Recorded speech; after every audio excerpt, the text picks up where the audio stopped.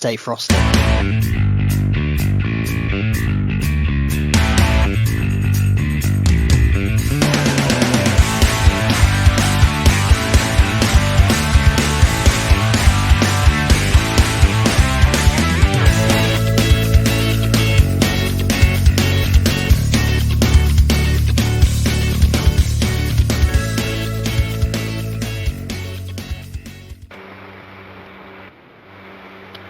Wow, had an epileptic fit that time.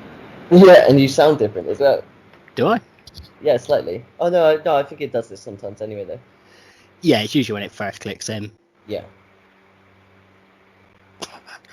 it's ridiculous. It's like you're in a rave. We're strobe lighting for you, mate. Right, no, stay.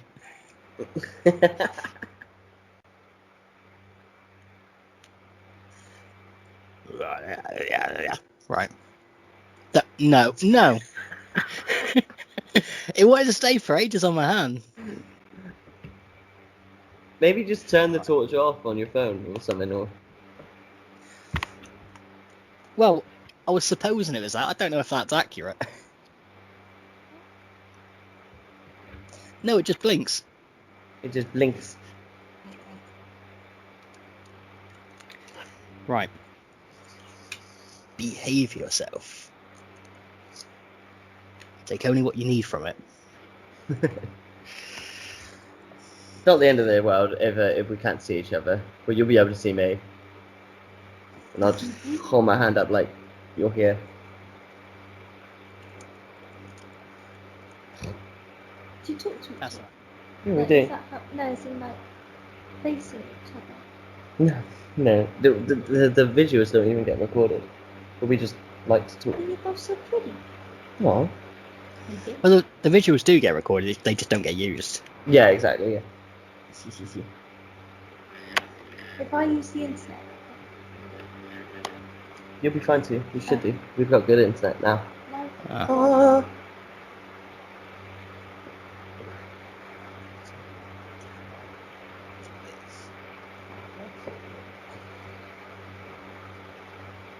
Nope, same thing. Blinks once, goes. Huh. Is it like an external webcam, is it? Or is it Yeah, the one... it isn't. Yeah, I've got an external because I've not got a built-in one on here. Dang, man. Well, like I said, if it does, it's not the end of the world if we can't see each other. Video off.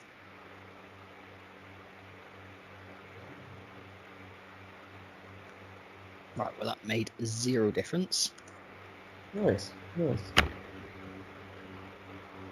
If I do that and that. Nope. You're gonna have to deal with my black visage. Yeah, that's fine. That's something we're gonna have to keep an I'll eye just on. imagine you there.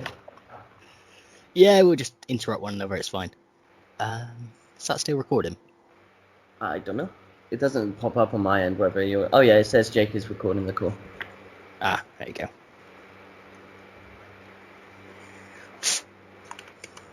Let's do it the old Nintendo way, see if this works. Right. Intro. Oh. We got Success. you. You're here. Yes, I... You're gone.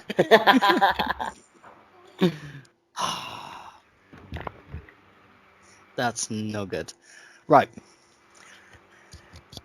Hello and welcome to The Songs It Made Us, the podcast that decided to die a death for 3 months and resurrect itself like Lazarus into something better, something greater, something much more beautiful, and something back, sexy. baby. We are back indeed, baby. And with me, as always, I'm Jake Hughes, my co-host, Connor Mr. Reed. Connor Reed. Oh, I should have just let you do it. That was better than me. Connor Reed. Oh, Connor Yeah, Reed that's- is here. That's why I usually do the intros. Yeah, alright. Well, you're just better than me, alright? Yeah, well, fuck, I know that shit, man. Well, I'm sorry. So, it's been, 3 months since the last one, I think.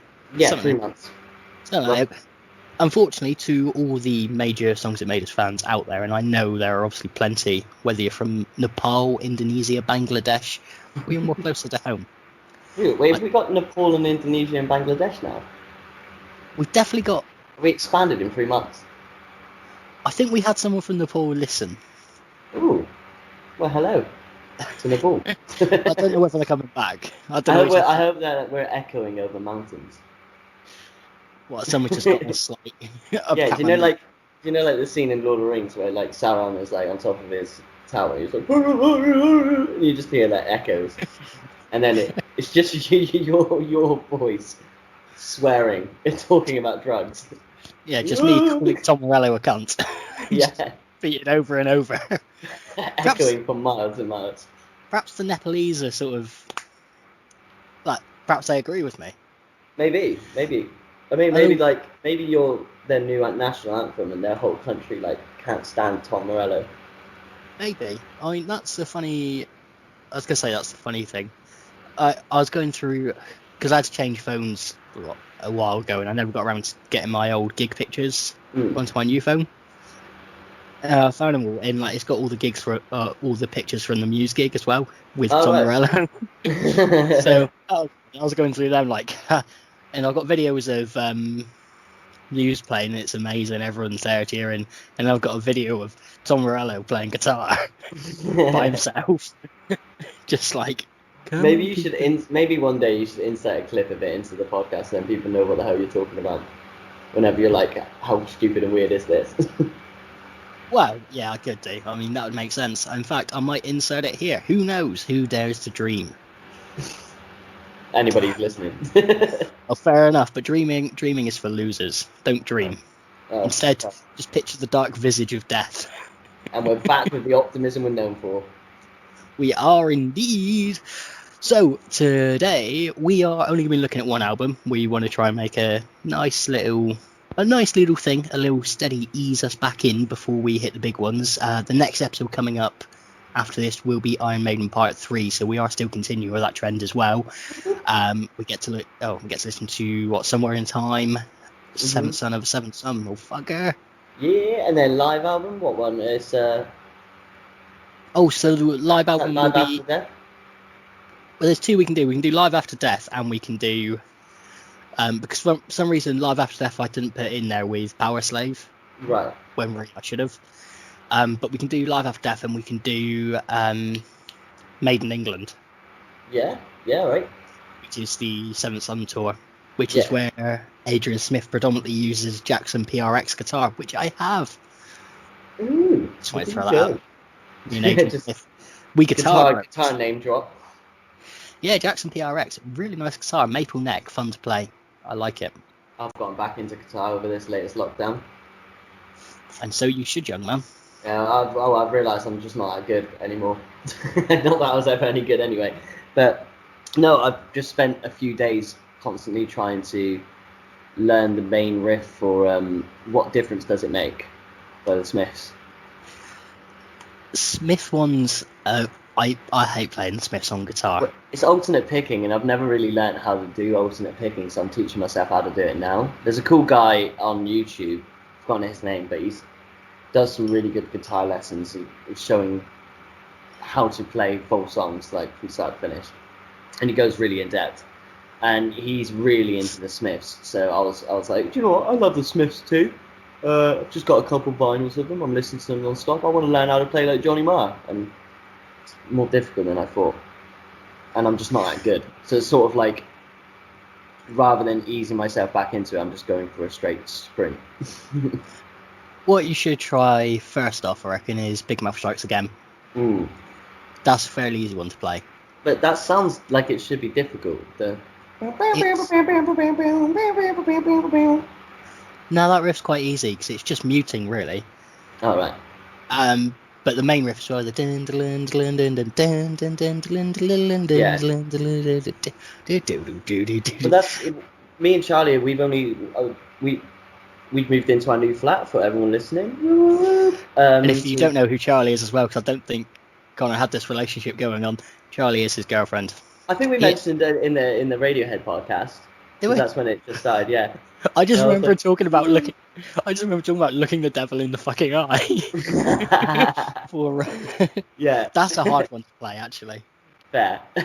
But yeah, so both me and Charlie, we've only got acoustic guitars as well, so I'm currently trying to learn how to play, like, what difference does it make on an acoustic guitar, and the action is just different to an electric guitar, so that's quite difficult as well, and I'm obviously using a big plectrum. I had this idea yesterday, by the way. This is only because you just mentioned Big Mouth straight again, but I had this idea of like making a documentary. Imagine if we made a documentary about recreating an amazing album from scratch. So the one that entered my head is The Queen is Dead, because I got really excited because I've just bought a really limited edition version of that vinyl, and it's on its way here. And I was listening through the album, and I was like, fuck me, this is an amazing album. And I was like, imagine if we just like documented from day one all the way until day probably fucking 3 years of us like recreating and recording and mastering that whole album from start to finish, every single track. Doing all the drums, all the bass, all of the production. There's some good news for you on that front. What's I know that? the majority of the bass to the album. There you go. And then you can learn the guitar as well. Fuck You're a off. better guitarist than me. Oh, when it comes to Johnny Marr, the only person who, I think this is a Noel Gallagher quote, is the only person who can play like Johnny Marr is Johnny Marr, and even he can't play like Johnny Marr. But the good thing is as well is like if we were actually going to go and do this, we could just like play the riffs super, because we never have to play them live. It's just a project, so we can just play them really slowly and speed them up. It's amazing what you can do with Pro Tools now, anyway. We can go the old Dragon Force method. Yeah, exactly. But no, with Big Mouth Strikes Again, the main rhythm guitar is acoustic as well, so that match up well. He does quite a lot of acoustic in that album anyway. Mm.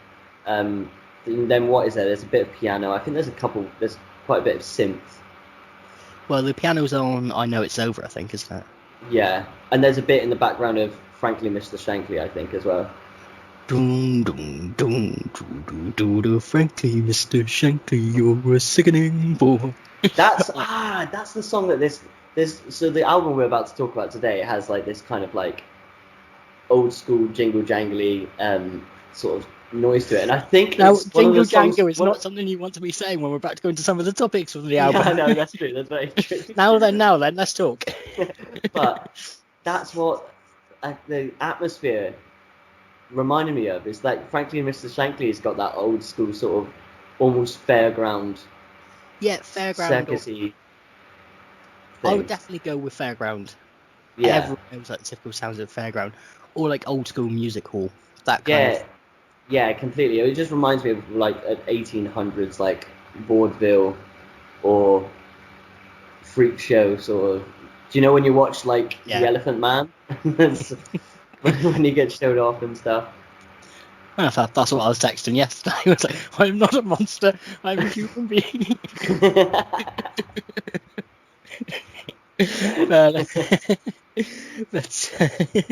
So the album we are going to be looking at is Juniverbrecher. I probably pronounced that wrong. My German's not the greatest. What does it stand for? I haven't done much research into this. I've listened to the album yesterday, and not yesterday, the other day, and I listened to it once all the way through before this podcast. I think it's Juniverbrecher, it's pronounced. So what it stands for is the June Criminals. So what I've got is there's a bit of a preface for this as well. So thanks to my brother, at Christmas he reached out to the people who made this album. And the people who made this album were a couple of guests of ours on the podcast previously, the Indelicates. And I'm still gutted I missed. Yeah. Well, it's soft titties. Who cares? He was on your birthday, bitch. So so at Christmas got his package with like a bunch of posters and stuff like that from them, and also the Juniverbrecher lyric book. Now, calling it a lyric book doesn't do it justice. It's got footnotes, it's got a foreword, it talks about pretty much everything, every reference it makes in there. Non-fiction text. Yeah, more than anything. It's like, do you know when you would do Shakespeare at school? Yeah. And you'd have like the one part of the text which is the actual main text from the play. And then the bit at the bottom of the page going, "Look, you idiot, I know you don't understand this, but this is what it means in modern English. So I will be giving a lot of notes from that because it's easier. Because unfortunately, as much as I hate sex, I do love the Indelicates. There's never been a band that's broken through or made it massively mainstream or anything like that. So actually finding out information on album recording stuff, it's not the easiest. But the main thing to know, it's made in 2017 or released in 2017, and it was released by Corporate Records, which is the record company or publishing company that the Indelicates own. Yes. But it means June Crimino, and it's derived from Novemberbrecher. November Criminals. Okay. Yeah, that's really hard to say. Novemberbrecher. November Criminals, which is a name given by the right-wing Germans to the members of the German government who signed the armistice in World War One, and by the reckoning of the Nazis, stabbed the country in the back. So, a lot of this album deals with the aftermath of Brexit, and the vote for that was in June. So, the June Criminals, Juniverbrecher. Yeah, I get it more now. Yeah, there's things like because the album itself, as we'll get into, has some clear images as to what it's talking about from start to finish, but sometimes it dips into certain topics for a whole, like for 3 or 4 songs, and it'll come back to them for a later song, and it's all dealing with Britain and shit Britain and delusional Britain, but then it dives into more specifics, specifically Jimmy Savile quite a bit. I didn't necessarily, because I didn't look that it was made in 2017, I didn't take into account the context of Brexit when listening through to this. Well, should I read you a bit of the foreword? Yeah, go on then. Because I think that'll give you and the listeners at home a little bit more of a sort of sense of the idea of the album. So I believe this was written by Simon anyway. So actually it does say Simon in there. So yeah. It's written by Simon. So the foreword starts, "We told you so. If we decided to release a best of album in 2017, we could probably have marketed it as a topical response to 2016's Apocalypse with only minimal changes. Here's Jerusalem, a song about Mario Yiannopoulos from before he graduated. Jerusalem was on the song Swinging Lovers. So we go through a few of the old songs that fits the current themes of the world. Here's Dover King, a song about Gamergate from back when Zoe and Errol were still dating. Here's our fake news anthem, I Don't Care If It's True. Here's Unity Mitford, a song about the ugliness of romantic nationalism. Europe, about the destructive urge to decadence in a bored and post-historic culture. Everything is just disgusting before it even was. We'd probably leave America off, to be honest. It felt weird writing this album to be roughly in sync with the zeitgeist for once. Normally when there's a zeitgeist, we like to release weirdo concept albums that take everyone 5 years to get on board with. But here we were, writing songs about how nasty, narrow enclosure of the country represented by the Brexit vote and its subsequent interpretation was typical of the twee, piss-awful English identity that had been allowed to fester in every corner of our rubbish society. And everyone we knew basically agreed. It was all rather giddy. The challenge, however, having already written songs about everything in advance, was not to repeat ourselves, but find a way to address the whole Brexit celebrity rapture Trump trifecta without being as cringeworthy as one of those terrible singer-songwriters that Billy Bragg periodically discovers. So it goes on to a few more bits and bobs, like the original concept for the album was it was going to be about the sort of council house poltergeist phenomenon. Because he had been Council watching house Ghost Watch. poltergeist? Yeah. Has he been watching what, sorry? He had been watching, he did his yearly watch of Ghost Watch, Right. reading Guy Leon Playfair's account of the Enfield case, which is the house is haunted. Yeah. And he started work on a Bader Meinhof style concept album that would have been called Council House Poltergeist Aesthetic by the Council House Poltergeist Aesthetic. And that's why. I like that. Well, some of the stuff carries over. So Yeah, I we'll suppose talk about that's it why more. you've got like you've got, what's it called? Cold Reading. Mm-hmm. I found that track so funny. It's awesome, isn't it? Yeah. But, and then there was Jimmy Savile. Because the temptation is always to see horrors like Savile as anomalies, weird footnotes to the life of a nation, outlying factoids. that say nothing about the mechanism of history, but that won't do with Saville. If you're very young or not British, the ubiquity of Saville in British popular culture will perhaps be lost on you. And I think for both of us, it probably is lost on us a bit as well, because we didn't really grow up in the Saville era.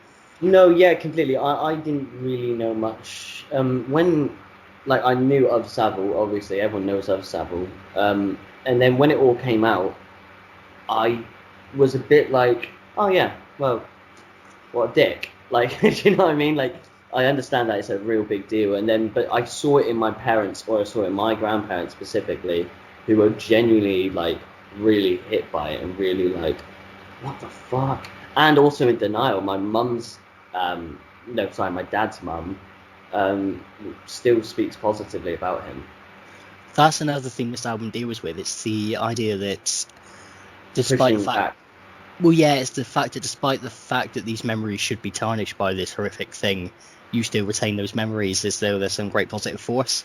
Yeah, but I will say, like, from someone who doesn't know it too much about it, I think that adds to my experience of this, because one thing I noticed, especially during Brexit, and something that bothers me anyway, is that people and it's risen in England as well, but people harken back to a better time, or what they claim was a better time, in British society, and especially my dad's mum does that a lot, of sort of, well, things just didn't happen like this when I was younger, or things like the world's gone to shit.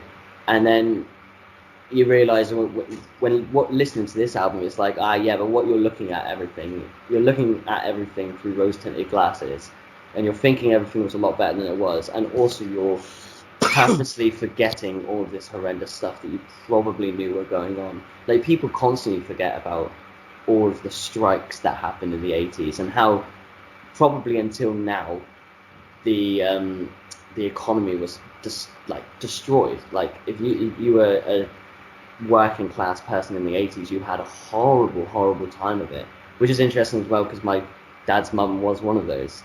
But yeah, it's interesting how age makes things seem nicer than it was. Well, yeah, it's the idea of rose-tinted glasses, isn't it? I think we all all sort of have a bit of that. Like, the amount of times that I would think to myself, well, music was better in the 80s. Yeah. When in reality, I probably just haven't found the bands from today that would match my ethos. Yeah, completely. And also, things were just... It's difficult for people like us as well, because we go, well, things are shit now, because everything's already been done. Like, what's there new for us to do? And sometimes I do think that, because you look at bands like The Clash and you're like, wow, they changed music.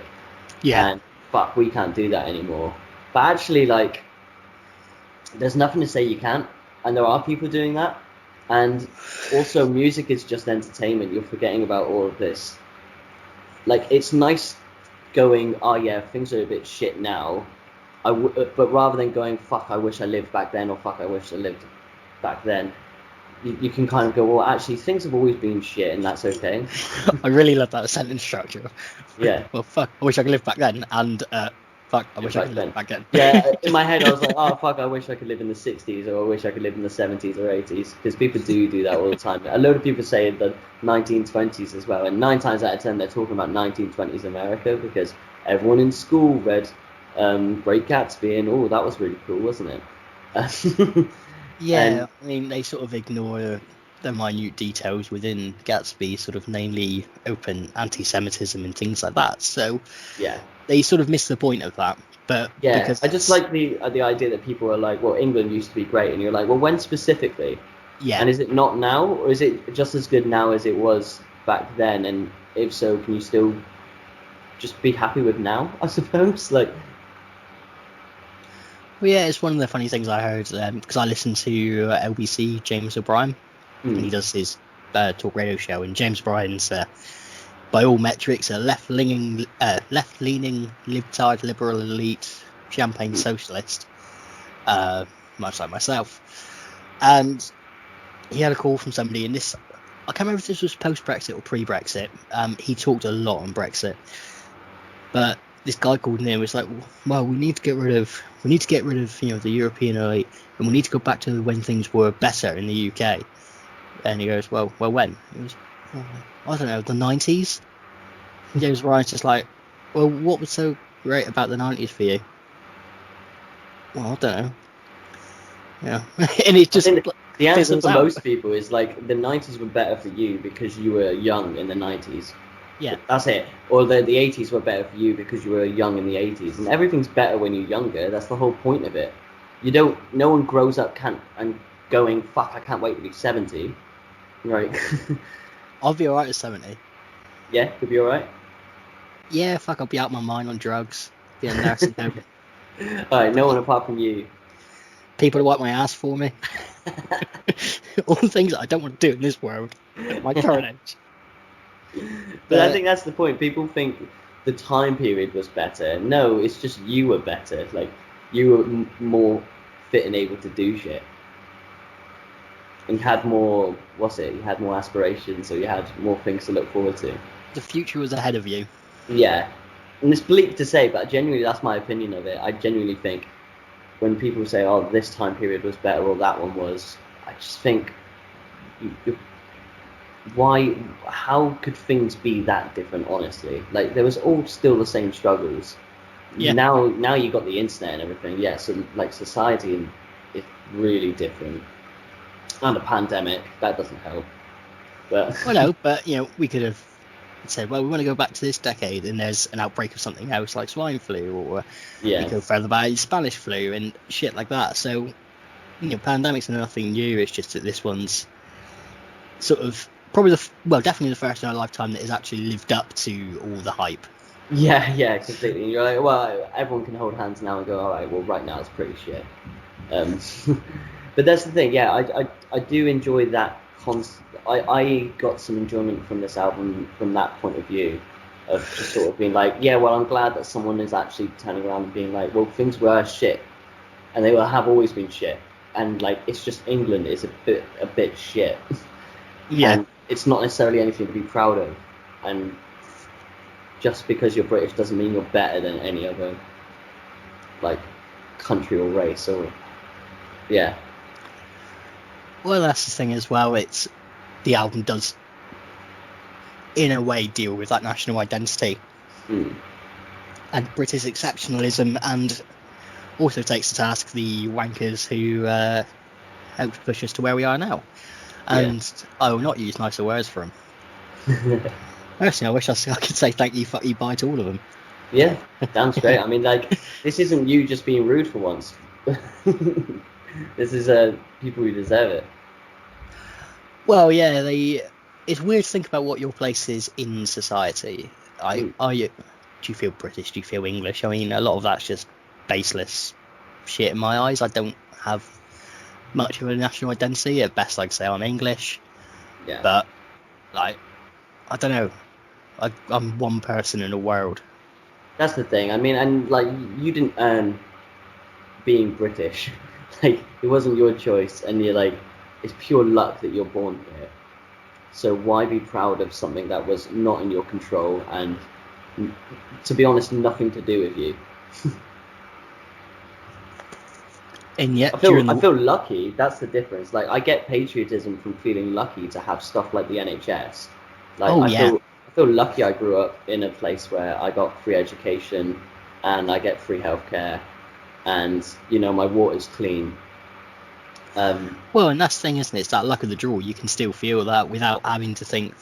You think England's great for those kinds of aspects, but to almost brand yourself with a certain, like, well, I'm great because I was born here. Yeah. You set your own personal value based on where you're born. Yeah. And that's wrong. We're human beings, people. And that's the thing, and we're so quick to also judge. We'll get on the album eventually, but we're so quick to judge other people for doing the same thing as well. So, like, if any one of those people was like, yeah, Britain first, or I'm proud to be British because my island's great and my, like, everything about me is amazing and I'm entitled for that. And if you turn around to them and be like, well, did you know that, like, Emiratis in the UAE, they genuinely believe that they are of a better race, or of a better bloodline than other people. That's why if you want to create a business out in Abu Dhabi and stuff, you need an Emirati person to also co-own the business with you. You can't go over there and start a business. And then these people would be quick to be like, well, that's disgusting. Like, what makes them like any better? And you're just like, well, they just have a different perception, but they're saying the exact same shit you are. They're saying that they were born in a certain place and they are of a specific great kind of human being, and that's what you're saying when you're saying I'm British and I'm proud of it and that gives me this entitlement. Well, and that's the sort of thing of it is, well, you see it in India with the caste system. So, because we're born in a family that has a bit better name, we are better than these people who are lower, and they won't allow marriages and things like that between the two. Yeah. And it's all the same psychology. I think people just need to realise when they're being as bad as other people. Yeah, and I think, though, part of the stupid thing as well is us as the British, there's a certain sense of exceptionalism about where we stand in the world, because once, many, many, many years ago, no one left alive when this was around. We had an empire. Yeah. It's like, you're proud of that? Like, we pretty much slaughtered our way around the world. Yeah, exactly. And before that, we were slaughtered and pillaged loads. I mean, like, what? You can go further back and be like, well, What did the is Romans English? There's no native English people living, like, who were like fully purebred from. We were invaded by Vikings and Saxons and. Yeah, so first up then, so Juniverbrecher. First song on the album is just an instrumental. It's called EVP. Simple instrumental, eerie, Yep. Sets things up. It's good. The reason for that is it stands for electronic voice phenomena, Ooh. which is what like ghost hunters use. Yes. And they'll detect, like, well, in between this radio crackle I heard, like, please, I'm going to kill you and murder your wife. That kind of thing. So I get, quickly, so then, I get the idea then now, after what we've been talking about and the fact that they were originally going to do, like, this whole ghost project, that the idea is that, like, 80s England is, like, the ghost of 80s England still lingers, and it's still infecting our country and our minds and everything like that. No, not really. It's just a case. I tried. Not everything has a big meaning. It's just a case that some of the ghost stuff carried on over because it was good. Yeah, right there. Well, you know what I just said there is quite profound, isn't it? Yeah, it's quite profoundly wrong. No, but that sort of thing, like, some of the stuff carried over, but there's certain lines that they changed which made it fit in. But it's more the ghost of Punch and Judy than anything else. That's better. But yeah, the funny thing is with that though is after they released this in that first song, they actually had people like coming back to them and saying, I heard someone say, like, I'm here, and that's the way to do it, repeated in like a ghostly voice. But there is no ghost voices on there. It's literally just like layers of radio static. And so when people are approaching them saying these things, they're just like, oh, yeah, you guys are fucking mental. I don't think they're quite like that. It's just oh fuck, I've forgotten the term for it now. I really, really hope it's in this bit of the footnote. Dug. It's when people look for something, so then they find something that isn't there. Pareidolia. So it's seeing sort of patterns in something that isn't there. So like vision pareidolia would be seeing Jesus on a piece of toast. Right. As we know, is an oddly common phenomena. Yeah, it's really oddly common. I think there's a whole website dedicated to it. Like Jesus on toast. Yeah. Or is it just some bloke called Jesus who just like hanging around on a piece of toast like, hey, Our crusty Lord. our Lord who art in bread, how would be like rain.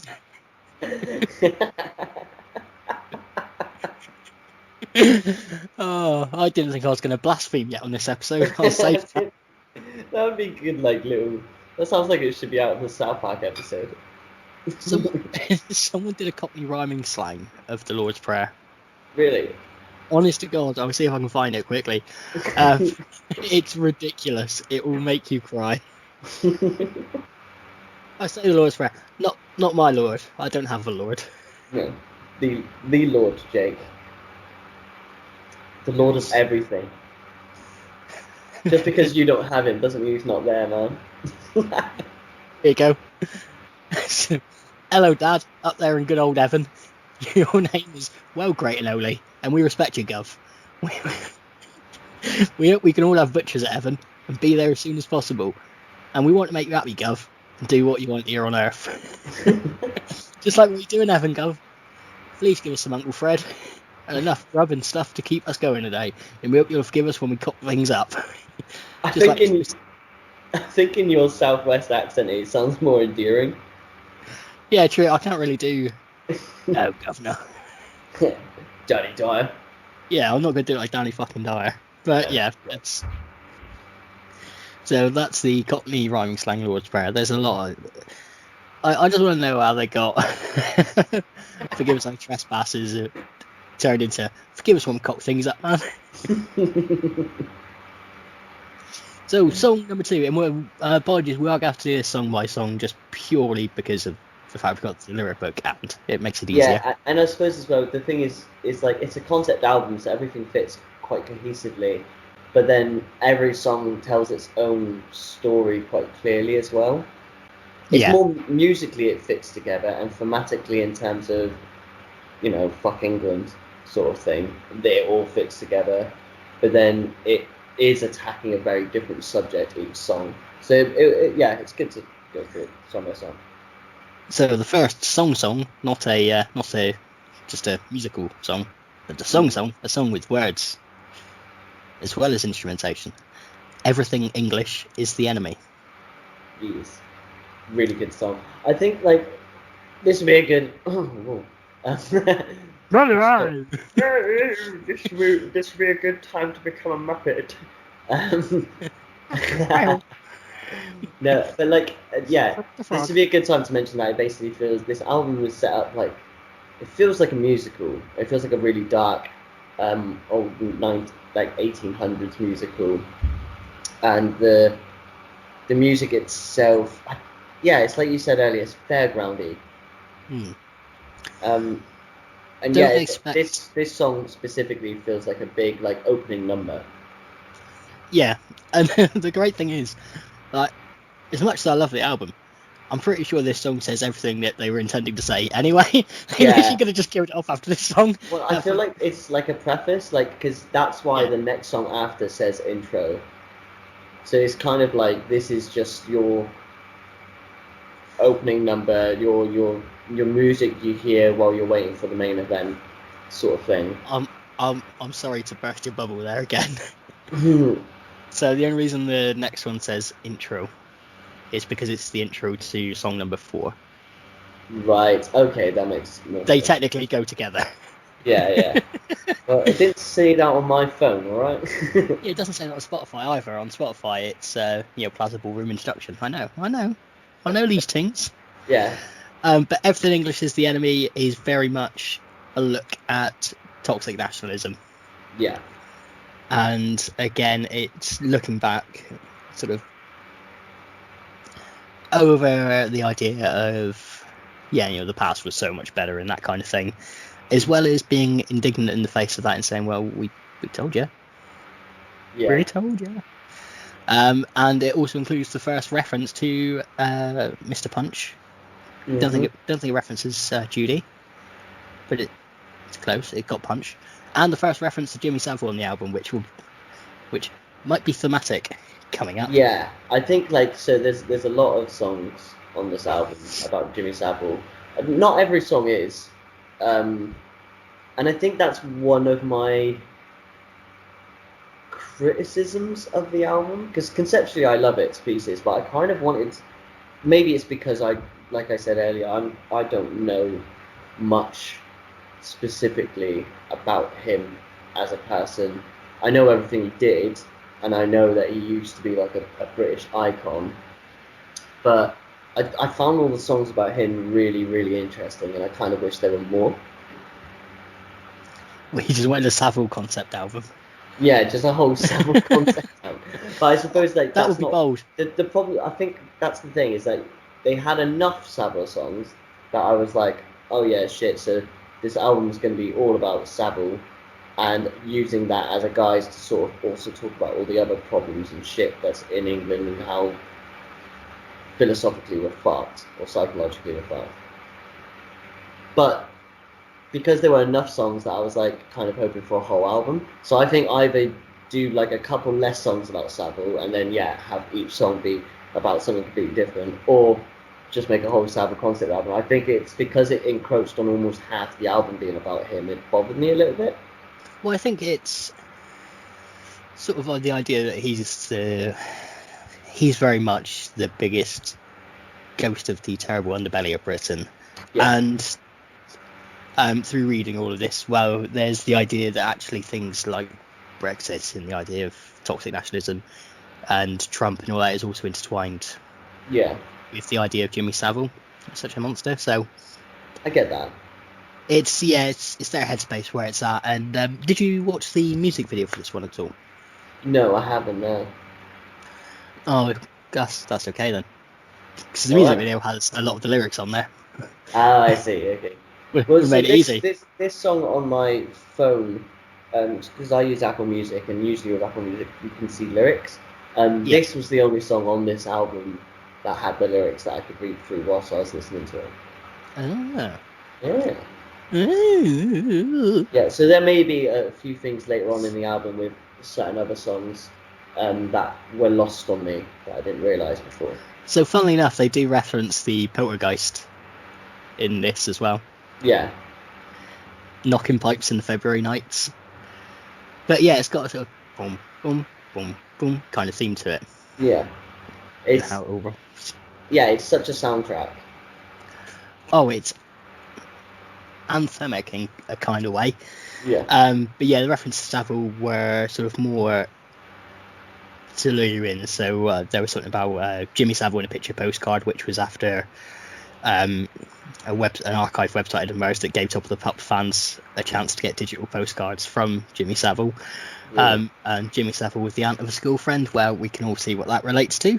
Yeah. And there's a bit of swearing in there, and it also takes a little bit of a dig at indie pop in the noughties. Yeah.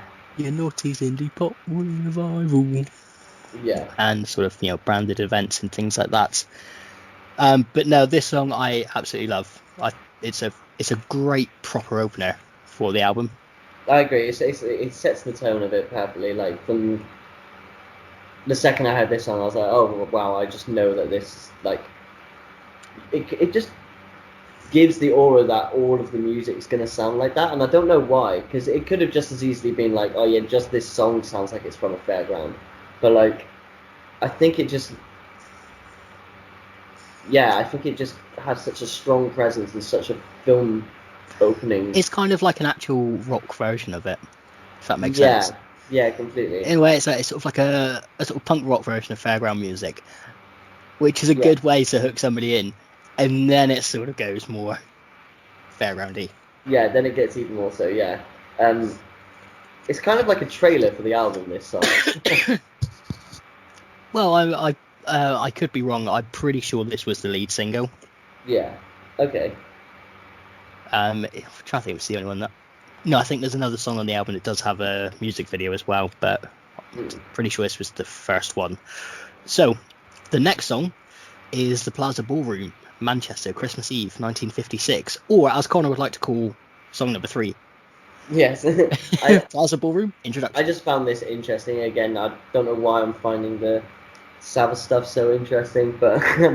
So, the introduction part to this, we lay it out. The introduction part is just Simon talking. Yeah. And talking about the history of film. Which he sounds a lot like Brian Cox, by the way. Does he? In my mind, yeah. I don't know why, but I was just like, did they get Brian Cox on this album? It's weird, because I've listened to a lot of Infinite Monkey Cage, and I never made the connection in my head that he might sound like Simon Indelicate. That could just be my fucked up ears, I don't know. Well, that's the thing, it's like he's doing a documentary as well, isn't it? Yeah. Yes.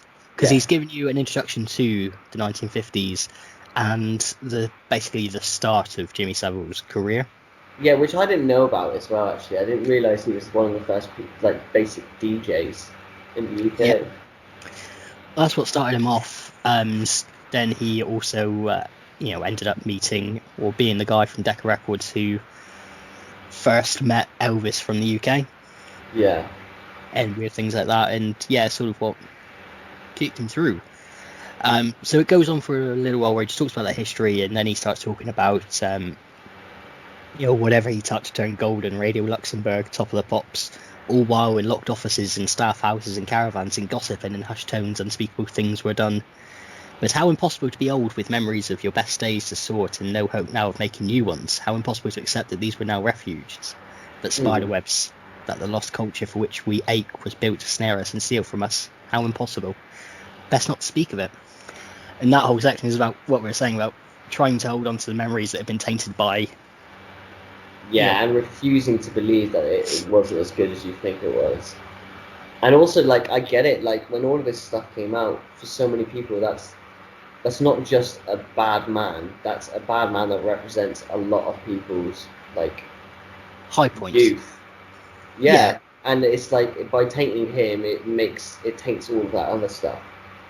And you're just like, fuck, I can't believe all of this was going on, and we were like, and not only that people knew about it as well, which the next song talks about a load. And it just kind of makes you feel like your youth was a sham. So I get why people are so defensive about it and like refuse to actually take that on board. Well, you think about it, every generation up until us damn 90s kids, like, especially during the early days of Top of the Pops in the 60s, when you didn't really have much to change channel-wise, but everyone up until us, they would have been watching Top of the Pops. Yeah. Well, the BBC was a big deal. I mean, it still is a big deal, but so many people don't watch it anymore because we're now in the like Netflix age. People just watch stuff on demand. But yeah, the BBC was massive and had a lot of power. Well, that thing is not. Well, yeah, initially, obviously, it being one of the first two channels, but the thing is, it's not necessarily just about the BBC as well. It's the strong pulling power of things like Top of the Pops, where you can see your favourite acts. I'm going to say perform with air quotes because a lot of Top of the Pops was, them singing over the track. Yeah, there was that famous video of the Stone Roses on the Top of the Pops where Ian Brown's just like not even holding the mic to his face.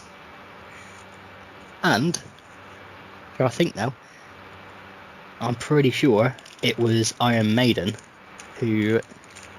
I'm pretty sure we covered this. Iron Maiden on the second album. Actually, I can't remember exactly what it was. I'm pretty sure Iron Maiden were the first ones to play live on there in sort of over a decade or something like that. Really? In 82, I think.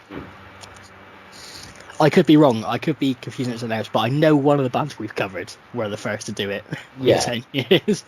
Yeah. But yeah, it's that whole thing, because obviously the people want to hear the song and they just want to see the people looking cool, and you think of all the famous musicians who appeared on Top of the Pops. Yeah, and people and that's what this next song goes into as well, which I love the next song, but still part of the same song, I suppose. The Plasma Ballroom. It depends. Oh, what, you just a Plaza Ballroom? Yeah, I'm still on that part, but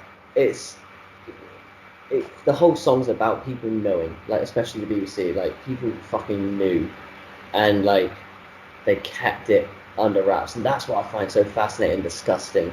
I watched a video the other day actually, of Johnny Rotten talking about how he had an interview on the BBC where he outed Saville, like talked about how disgusting he was, and he was like, I don't want to go near that man, and that interview got cut from the full interview.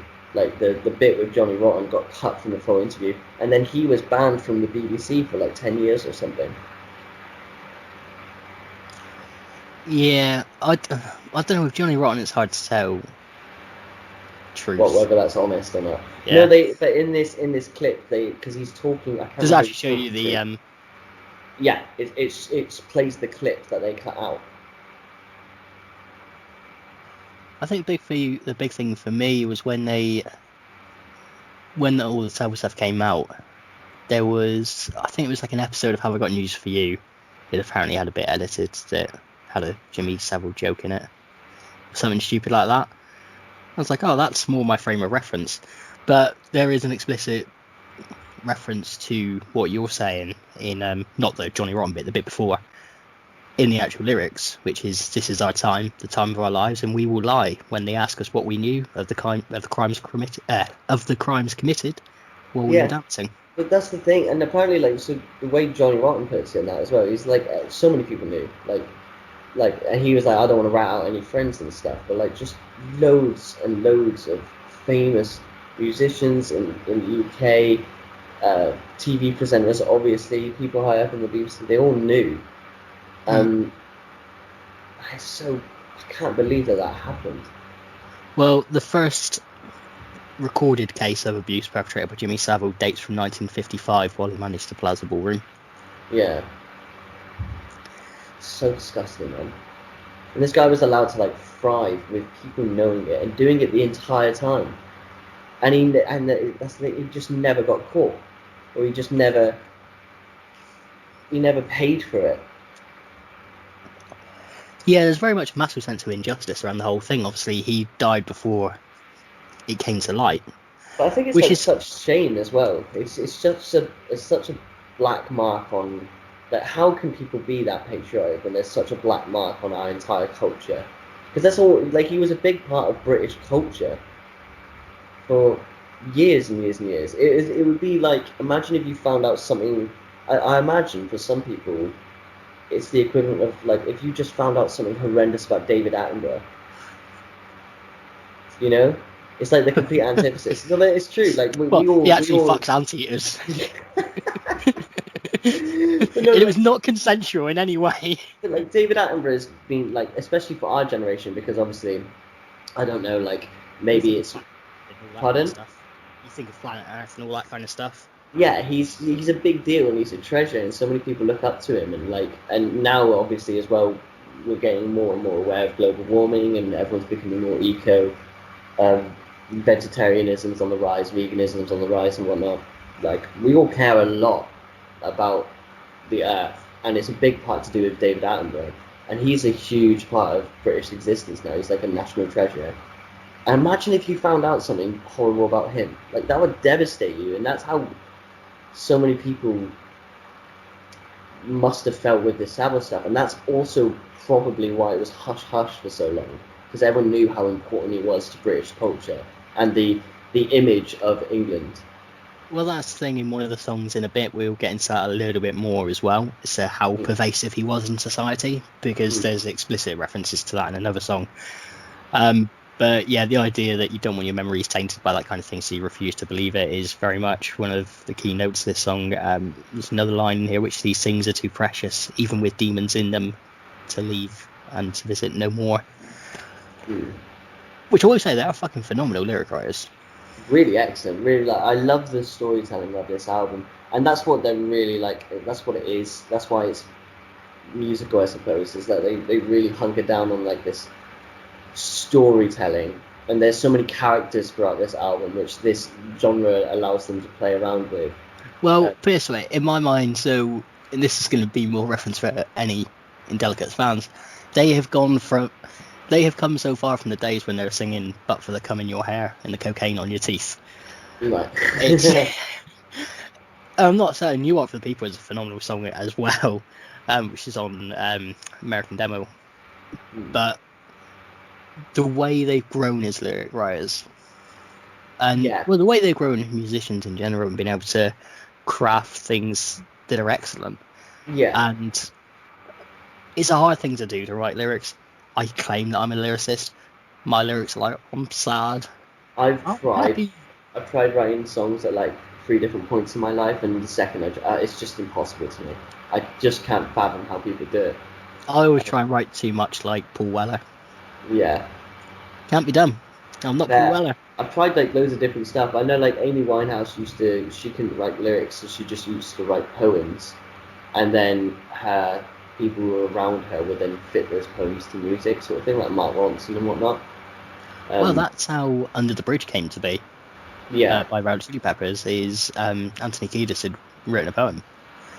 And I can't remember if it was Rick Rubin that saw it and then was like, you fuckers have got to record this. Yeah. Make this into a song. And he was like resistant for ages. And then finally, like, as soon as he heard like John come up with Yeah. he was just like, I think it's definitely the lyrics that hook me on this album, because the unfortunate thing is that I can't stand musicals, and this does remind me so much of a musical. So it's not something I necessarily sonically got a lot of enjoyment out of, and it's a shame because I can hear the talent throughout, and the instrumentation is absolutely amazing. It's just not my cup of tea. But what kept me really interested and involved and enjoying this album quite a bit was the stories and the lyrics and what it was talking about. And obviously I agree with the message quite a bit, so that helped a lot as well. And going from the idea that it sounds entirely like a musical to song number 4, Top of the Pops, which is as basic 70s rock and roll as it gets. Yeah, this was a really cool song. Really, really cool song. It's it's the Glitter beat from Gary Glitter. Yeah. And which has sort of been neglected since Gary Glitter. Did some awful things. So it's a very 70s rock sort of. Actually, no, this one had a musical as well. So there's 3 songs that have music videos. Oh, right, so they're like the 3 singles. I would assume so, and this is probably the single. But it's like them appearing on Top of the Pops doing it in a way. Right, that makes sense, video. Yeah. But this is a song that did carry over from the original idea for the album. The Counterhouse Poltergeist. Yeah. And it was, which you can tell with some of the lyrics in there, but it's a fantastic song. It is a really cool song. I dug this more so sonically, but I think that's again because this is the song that strays away furthest from this circus sort of music. Well, yeah, most definitely. It's very straightforward in terms of rock. Yeah, it reminds me of something like that. It does remind me of something like Iggy Pop or something like that, which is really, really cool. But again, it's still hitting upon the same subjects, and that's the thing. Like when I was talking earlier about this whole album, it could have been interesting if it was a Saville concept album. But it's all the songs up until this point really including this, really hone in on that one subject. Not just on the one subject, but he's quite a centerpiece up until this point in the album.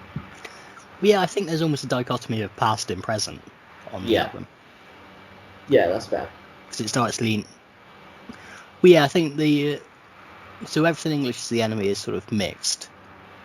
Because it briefly mentions Saville, but it's more about sort of present. But yeah, with Top of the Pops and that, and the Plaza Ballroom, it's very much the past, the history. Yeah. So we've done the 50s with Saville. We are now in the 60s and 70s, and this is where we're at. And this is where it does actually get more into how pervasive he was in society. Yeah. But that's the idea of the person falling to the floor and convulsing. That is very much based on hauntings and ghost phenomena.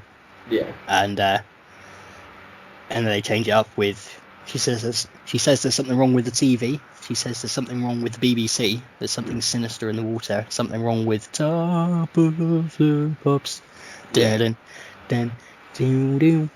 And that carries on for a bit. Then it goes into the chorus. I love the chorus. It's really cool. Wait, what's the chorus go like again? Because I thought what you just sang was I go for the bit just after that. All right, fair. Although it's mixed, because there are 2 separate bits of the song. Yeah. So chorus part 1 will say it's Top of the Pops bit. Chorus part 2 will say it's Don't Look Under the Bed. Yeah.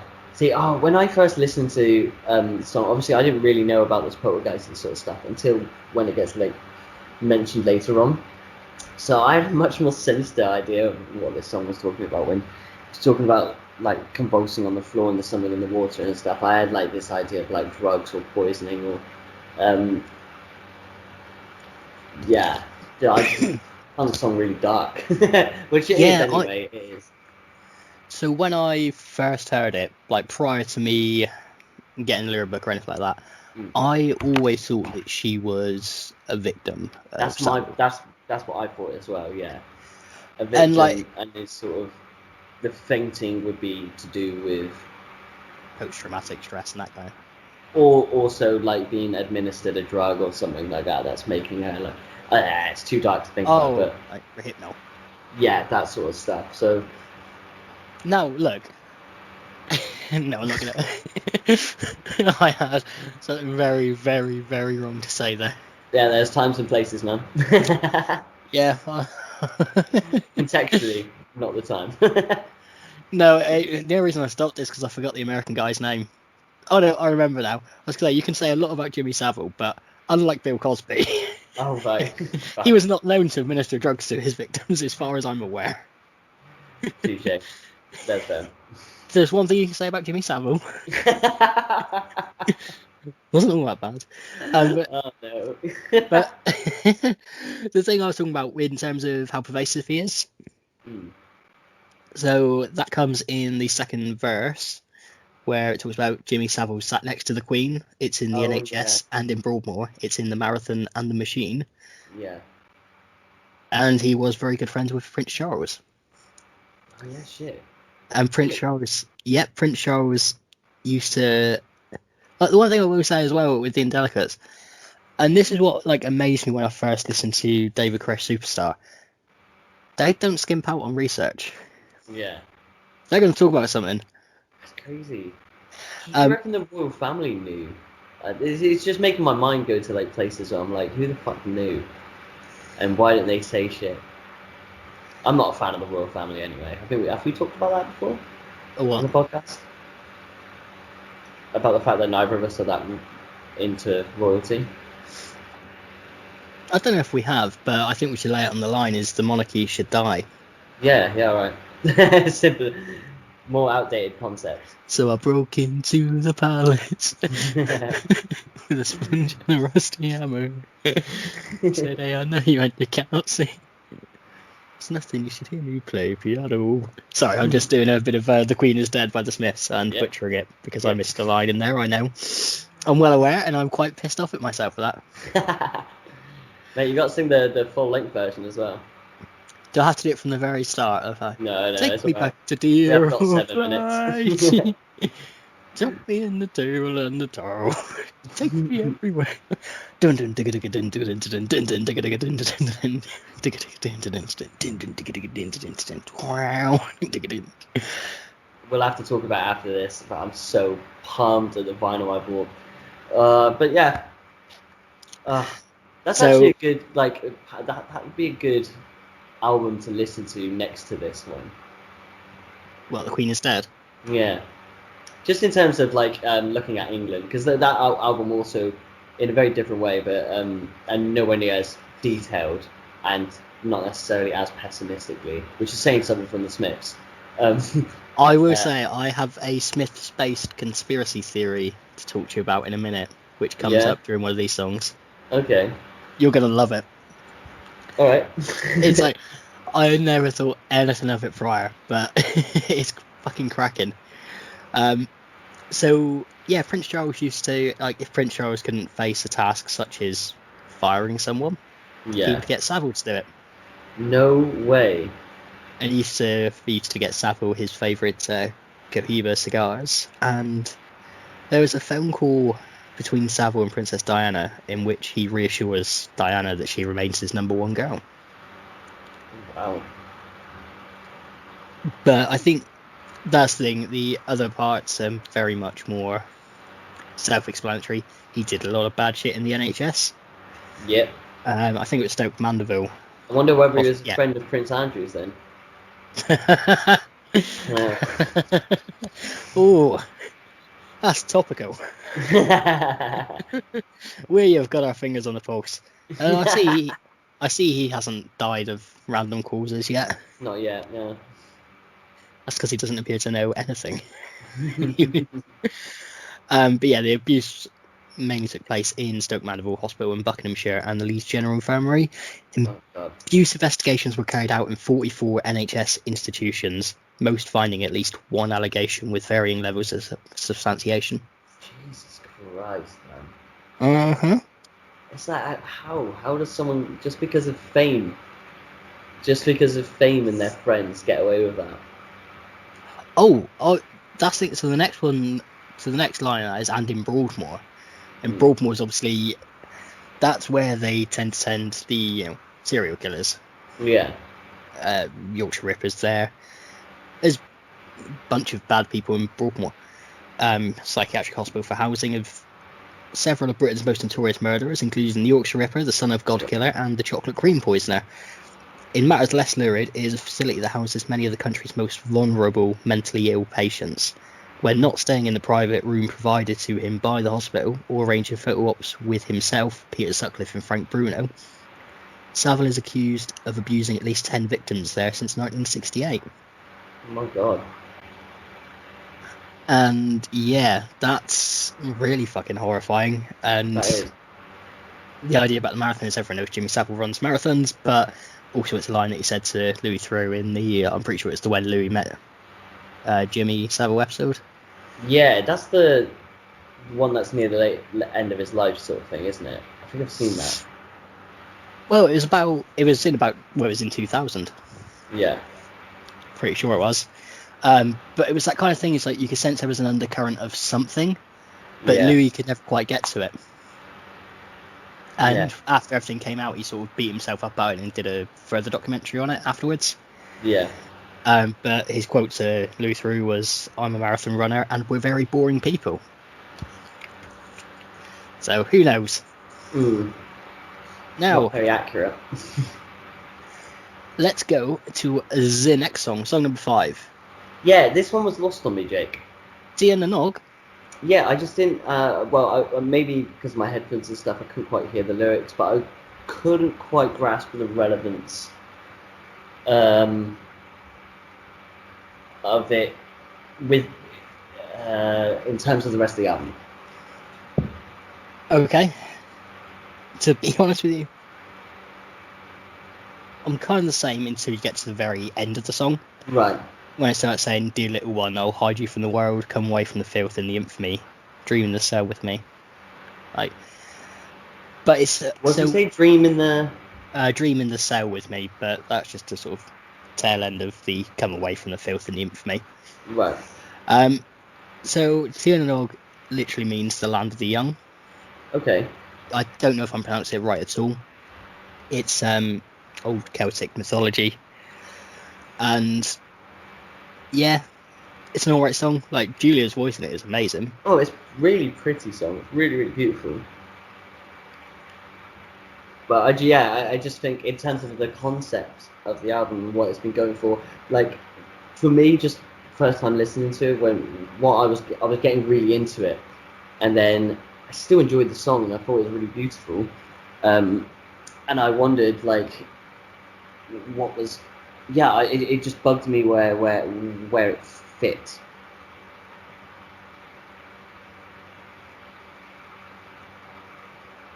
Hello? I've lost you. You see, people, what I've done there is my right. fat arse has accidentally sat on my mute button. I was like, oh, I was really thinking about what I just said. No, I had already started talking. That's the worst part. Yeah, I don't know. I see it as a sort of a little interlude, but I don't know. The best I can gather for it is the idea of saving youth in some way. Right, that's fair. Or it could be about remembering youth. Give me 2 seconds. I just spotted something. I'm 18 again. 18 to drug. Fall in love with me. So potentially it could be about the idea of... Yeah, what we were saying earlier about just recalling and wanting things to be nice again because you remember them being so nice, and now it's all been tainted potentially. Or yeah, exactly. Yeah. So, song number 6. This is where we get into the meat and bones of the matter. You. Juniverbrecher. Yes, this was a really cool song. I really enjoyed this one. It's fucking awesome. I done love it. I You done done love it. Love it like my own family. love- So we've already talked about what the word Juniverbrecher means, which Yeah. is criminal. All Yeah. those goddamn So people this who is voted where Brexit. this is where it starts to go in more on the Brexit front, more modern day, I suppose. Exactly. Now, did you catch who the song is about? No. No, I'm just gonna say no because I don't want to embarrass myself. That never usually stops you. Yeah, I know, but I'm growing. He's learned. It's great. This is the amazing thing that I have all the information in front of me, so I can Yeah, I throw out know. any question like that, and I can answer like straight away. It'll just make me look like a dumbass. Do That's that how I enough on edit. my own. Yeah, I was gonna say I edit the pod specifically to bring out your more moronic moments. Anything where I sound like an idiot gets cut out. Great. I have that power. So, song is most of all about Daniel Hannan, who is the sort of intellectual wing of the anti-EU British right. Yeah, definitely want to spell that. Yeah, well, they do say his name in the song, but I can't expect you to listen to the lyrics. No, I can't hear all the lyrics all the time. I told you this before. I listen to music first. To be fair, I'm pretty sure they just called him Daniel in the song. Right. Well, So it could have think been. how many Dans there are, mate. It could have been my brother. Oh, there you go. Hold on a sec. This is all a lie. But yeah, the song is very much like sort of kind of a fuck you to Daniel Hannan, but also how Daniel talking about Daniel Hannan's fantasies of how he'd like to have been seen as this sort of conqueror. Yeah. Slayed grown men in the Union, took giants down at school. They cried hurrah for Daniel. They put away their teeth and had poetry to gild. Yeah. And I so saw that as sort of like, oh, we just give this guy power, let him do what he wants. Exactly, and there's this sort of there's kind of this thoroughfare of the song where it is all about how he thinks he's viewing himself in history. Yeah. Which is a clever concept for a song. Which is definitely funny because no one remembers Daniel Hannan. No, not at all. Like, everyone tends to think, like, he's sort of been scrapped really, and it's Dominic Cummings who most people would think of now. Yeah, completely right. But that's the thing, the other thing about this is it's small attention spans, which this album plays on really well as well. I was going to query that, and then I realised you've got a small attention span, and then there you go. Songs are fairly short. No, but it's in terms of what we've already talked about, in terms of looking away or like, letting people get away with things. Yeah, I think it fits in with that as well. If you just blame who's currently in front of you, the current leader, not what people have done before. Remember things as better, but you don't really remember all the shit bits and who to blame for those as well. But it is also a warning for Daniel Hannan as well, because after it talks about they all cried hurrah for Daniel, it also talks about the beast that you ran with, but Juniverbrecher, there'll be nowhere to hide when the pack goes hungry and there's easy meat inside. So the idea of they will just as soon as turn on you as they will everyone else. And there's also a reference to Tolkien. Is there? Indeed, there is. He talks about Gimli in the last verse. No, and the sun will scour the Shires is a reference to. Well, it's a reference to the end of Lord of the Rings, of the scouring of the Shire, which is where they will go back to Hobbiton and commit genocide. Fair. I just saw that as I thought he was just talking more about countryside. Yeah. I'm just doing it in a clever way. Yeah, he was just talking about Yorkshire, Lancashire. Yeah, fair. But I think he denied. So Tolkien always denied that his scouring of the Shire chapter in Lord of the Rings had any allegorical link to the state of Britain after World War II, instead drawing a link to what he saw his country being shabbily destroyed during his childhood by, don't know, cars, Birmingham, trolls with ideas or whatever. The last note part is Simon, rather than. So let's go on to the number 7. Number 7? The Bins. Yes, this one was really cool. Give me the notes on this one, because I like the idea. Is this more a holdover from the council poltergeist concept? That's a good question. No. So it's what we were saying about thinking that the past is all great. Yeah. You don't know how it once was. The days they burned and shone in cut grass and in vinegar as summers hurried on. You don't know how the blood felt hard beneath the skin, but the bins have not been taken and the foxes have been in. Yeah, fair. Maybe I thought of it just more as like, because I love the line that bins have not been taken and the foxes have got in, and I think it just made me think of it more presently, about like everything's just scattered all over the fucking floor, everything's a mess. I suppose, yeah, but it does still fit in that. So it's basically going like everything's a mess now, and it used to be taken care of, and we used to care. Well, that's the thing. The idea of the bins as well comes from something slightly different. So for a while in Brighton, Simon was a regular guest on his friend Paul's local radio politics show, where it is his job to go on and disagree with his guests. Every week he'd implore listeners to write in with their opinions, but the only letters he ever got were about the bins, bin collections, and the absence or irregularity of the same. And he adds, amazing, we didn't see Brexit coming, really. So that's where the bins part of it comes in. Which good imagery. You think about how people do waffle on about the most inane of things, whereas really deep down there's a more hard anger at something else. Yeah, it's just chucking your anger out on what's clearly in front of you.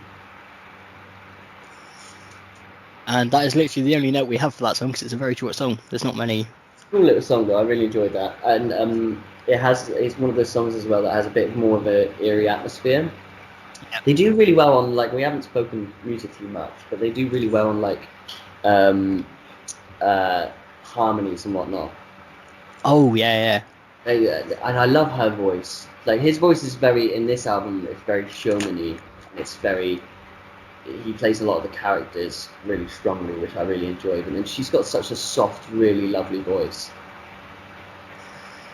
She also, when it needs to do dark and gritty, Julia can do that as well.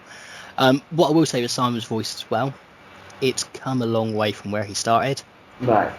Like, if you listen to the first 2 albums, so American Demo and Song Swingin' Lovers, which are both phenomenal albums and people should go out of their way to listen to it or buy it and put money in Indelicates' pocket. I'm in no way a manager for them, so I will not get any money back myself, but I'll do it. They're a really fucking good band. The great thing is, so they always do the harmony sections, but he always sounded sort of gruffer with his vocals. Right. But over time, like, he's improved massively. Like, on this album, I think he's fantastic. I really like him in this album. I especially when we get to like the next song as well, with like Cold Reading. I like they come up with really entertaining characters that really shine through. I enjoy them a lot. Well, can I quickly say something else as well? Rather than not just the voice as well, but can we talk about how phenomenal musically the album is? Like, regardless of bias of whether you like musicals or not, the amount of instruments, the styles of instruments. Yeah, they hit the genre perfectly, and you get the sense that they were really trying to make this atmosphere of like the circus ring or like a fairground, and they nail it. Like, they really, really nail it, and it just creates. And then it just shines through out of nowhere with like these tiny guitar solos, which are really, really cool. Really, really cool. The production's pretty damn great as well. I was going to say about the production, that for me, considering it's a small band, effectively, the production is phenomenal. Now, the question I wish I had asked them when they were on with regards to the production is, I wonder if they did the production for the album. Yeah, whether they do it themselves or not. Well, where do they record? Do they record do they have their own studio, or do they rent, or? I don't know. These are the things that I don't have answers to, and it's hardest to find. Well, you've let me down, Jake. I know. I should have asked them that, but No I more. only thought of it like 10 minutes prior to actually starting to record. It's not good enough, is it? Should be Yeah, more well, forthright. I know. I should get the more important stuff out of the way. Yeah, get your research done, Jake. Ugh, here's me working my ass off. Well, it's for a change as well, as I don't have my own notebook where I've written notes down from stuff I found out. I've got theirs. It's fine. Oh yeah. But yeah, honestly, I don't know about the production, but I'm going to fairly confidently say that I'm pretty sure they did the production, or they produced the album. Yeah, they seem like they really like their creative control, and also because of where they are in their careers and level in terms of the amount of listeners and stuff, they have to take what they can get. Exactly. And yeah, it's using resources wisely, and they've got great minds to be able to. Yeah, do they've something obviously like got this. great musical minds. Like, they know their shit, but they know what they're doing when it comes to playing these instruments and getting them down. And yeah, they're a talented bunch. I think the thing is, I don't know who plays what nowadays either. In the old days, when there was guitar, bass, drums, and keyboard, it was easy. Yeah, It's Simon does guitar, and then they would have like a couple of different people cycled in and out of being. like I said, second man, time. what they'll do is they'll play all the instruments themselves, and then but real slow, and then they speed it up. I have to ask them. Julia plays keyboard, Yeah, fair. piano. I wish I could play piano.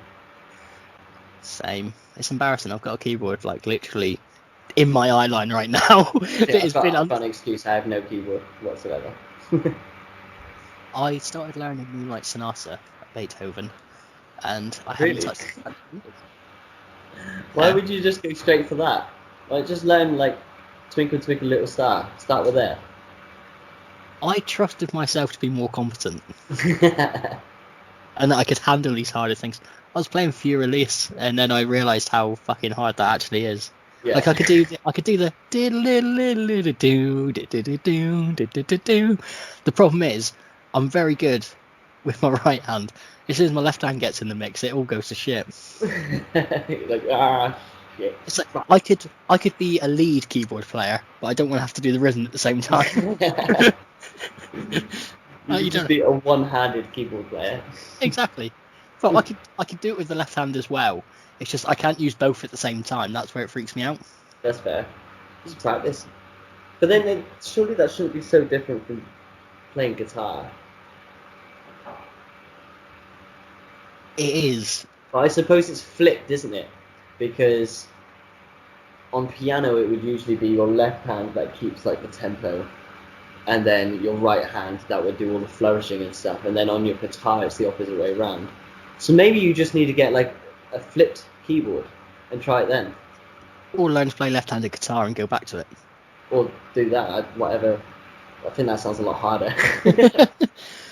It's one of the annoying things. Well, I'm pretty sure my left hand is faster than my right hand. Right. But I've never really tried it out on bass to test it. I've never seen a reason that it's going to be useful, unless there's a band that's about to hit the big time that only wants a left-handed player. There you go. And And also, it could be a good way for practicing piano. So let's move on to song number 8. And I'm pretty sure. Great. Yeah, I was going to say this is one of your faves. Yeah, I love it just because, my thoughts on religion. I've made them clear on the podcast before, and especially evangelists, and especially, the people that think they can talk to the dead and get rich from it and prey on everyone for it, and really vulnerably as well. I find it absolutely disgusting. So the song's called Cold Reading, which, if people do know their mystics and clairvoyants and the people who can speak from the dead, cold reading is basically the idea of sort of throwing little bits out there and starting to then prey on people. So you throw a little bit of information out of, in this song, it's the spirit wants me to acknowledge Connie, or it could be Candy or Andy, Exactly. Yeah. Is it Randy? It's people throwing at it's people throwing up broad questions that are surely going to be relatable to someone, and that's what they keep doing. Even when they find someone, they just keep going, "Yeah, that person probably breathed, right?" And they're like, "Oh yeah, yeah, they did breathe." Well, yeah, and then it goes, it could be Randy. Yes, I think it's Randy. Tell me, dear, is Randy on the other side? I did find this interesting on the album personally as well, because I've always thought of that as more of an American thing as well. Happens a lot in the UK as well. Yeah. I hate saying it, my mum believes in it. Oh really? Has she been to one? Yes. Oh really? Yeah, years ago after my first stepdad died. Yeah. Yeah, she went there and she does think spirits exist and that kind of thing. I mean, that's fair, but the thing is like, if you're spiritual, that's okay, I suppose. It's the thing is these people that do these readings are clearly not, and they're preying on people's weaknesses to get money. That's all they do. It's just a job. It's just a scheme or a scam to them. Well, one of the concepts they were coming up with as well was they had another idea for a concept album where it would be a psychic who can't speak to the dead. He's a total fraud, but he then finds out he can actually speak to the dead.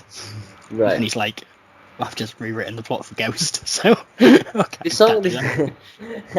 this song does actually get interesting. Is like, well, it's interesting from the start. It's really funny from the start, but then suddenly, like at the end, it seems like the guy actually can do the job. No, it's still very much the same throughout. So it differs between cold reading and hot reading. Oh right, I was gonna say, because in the last verse, it just genuinely does seem like the guy's like going, boom, this name, boom, they think this, and boom, and it's really specific. I'm trying to remember which one the last verse is, because there's a lot. It's a longish list of lyrics is the way it goes. Yeah. So yeah, the reason for that is hot reading. So cold reading is the idea of making guesses of names that could be common and Right. using the audience's natural tendency and the idea of the demographic for it to work. Hot reading is the opposite. It's where you have the information beforehand. Oh, so someone's already fed it. So when they say they want to speak to Pat, I'm Pat. Mm. Yes, I knew that.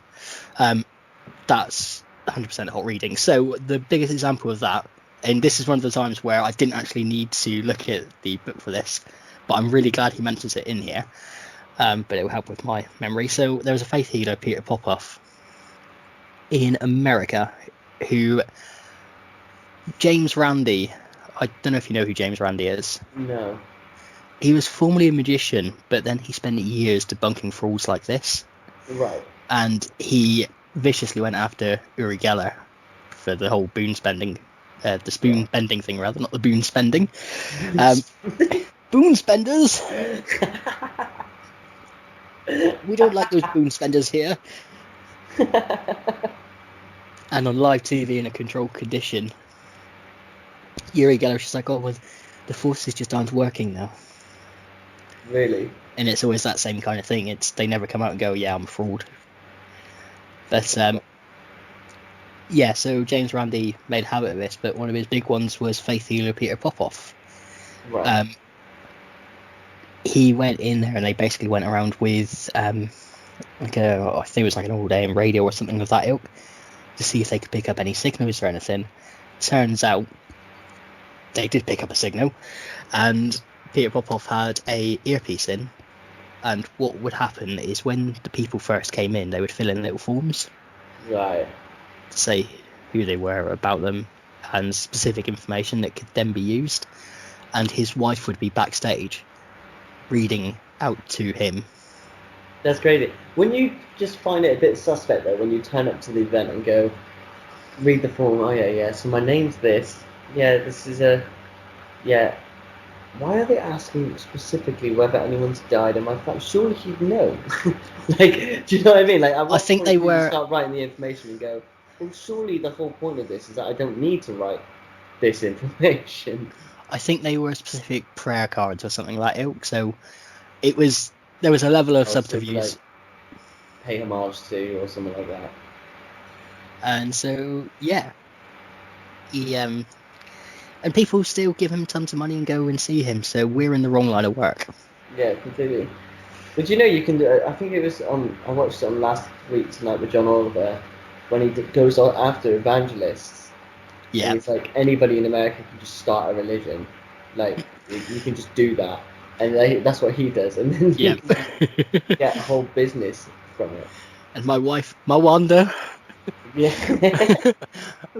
Did you ever watch the follow-up to that one? I can't remember. I'm not It's sure. because obviously they talk a lot in that about like the whole concept of you send seeds, which is money, and seeds will grow into a tree, which is you get more money back. But that's not what actually happens. And so he was encouraging people to send seeds in. Problem is, a lot of people decided to send their sperm in. And so we had to do the appeal like, don't send your sperm in, please. That's brilliant.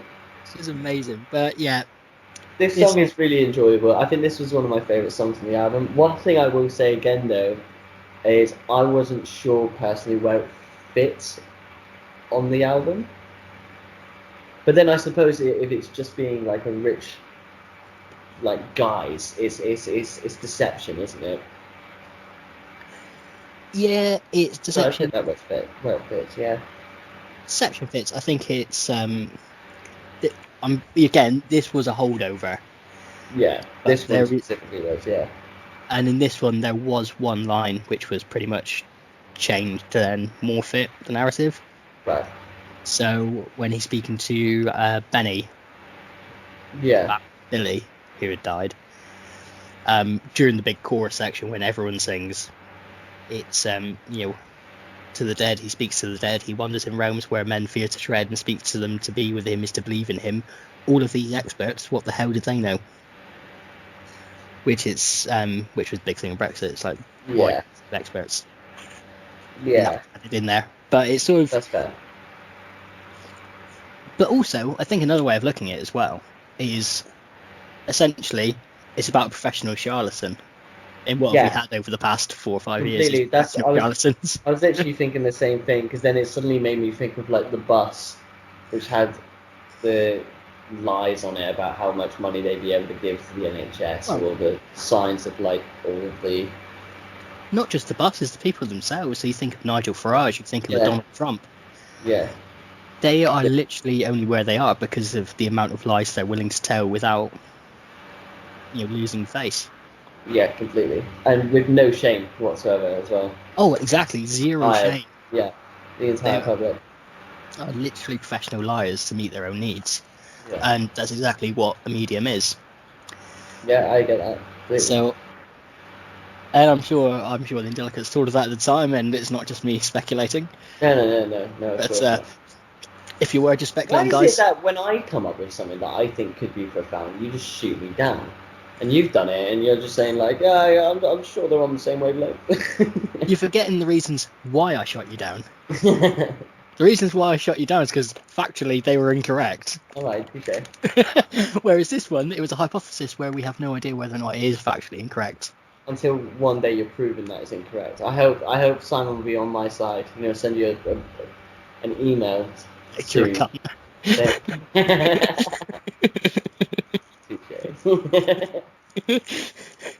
No, can't lose another person this week. Yes, it would. No, I think it fits. I think that's probably why it was kept on the album. Yeah. Because you could make a huge argument about, well, it has nothing to do with anything, but no, looking at that, like now that we've brought that up, it fits way. Like, yeah, I get that completely. Yeah, I think it's interesting though, because sometimes on the album they're so blunt and so like clear with their lyrics that there is no misinterpretation at all, and then at other times it is way more. There's a lot more imagery involved, and it's a lot more metaphor. They are storytellers. It's true. That is true. That's you shut down, fucker. Yeah. I don't hear anything bad said about them. I'm not saying anything bad about them. I'm saying it's interesting how they switch. So, song number 9. Mm-hmm. By the Sea. Yeah. It's nice to be in England, sitting by the sea. I enjoyed this one as well. This is where she comes up with like more of a sharper voice, Mm-hmm. which is quite nice. Although for some reason the thing that always hooks me in the song is always the oh la la la la la la la. I don't know why, I just really love that bit. Fair. I really like the bit where it gets all sinister as well, and she's like swearing under her breath, and she's like, "Fucking hell." I don't. I was like, "Whoa, all right." I'm pretty sure it's one of 2 songs on the album that are marked explicit. Oh, really? Yeah, it's Everything English is the Enemy. There's this naughty Yeah. words, Bad and word. the same naughty words used in this. Yeah. It's only like really under breath as well in this. It's like Yeah. it just comes out of nowhere. And that's the thing, it is all 100% about British nationalism. Yeah. Yeah. This is again a much more clear-cut song of sort of sarcasm to the max. Yeah, and I really enjoyed this one as well, and it's cool. A lot of this album is a lot of the shit that just goes on in my brain, which is why I connect with it quite a bit. Like, despite it not being musically fully my cup of tea, I dug the lyrics of this so much because I was like, yeah, that's exactly what I think.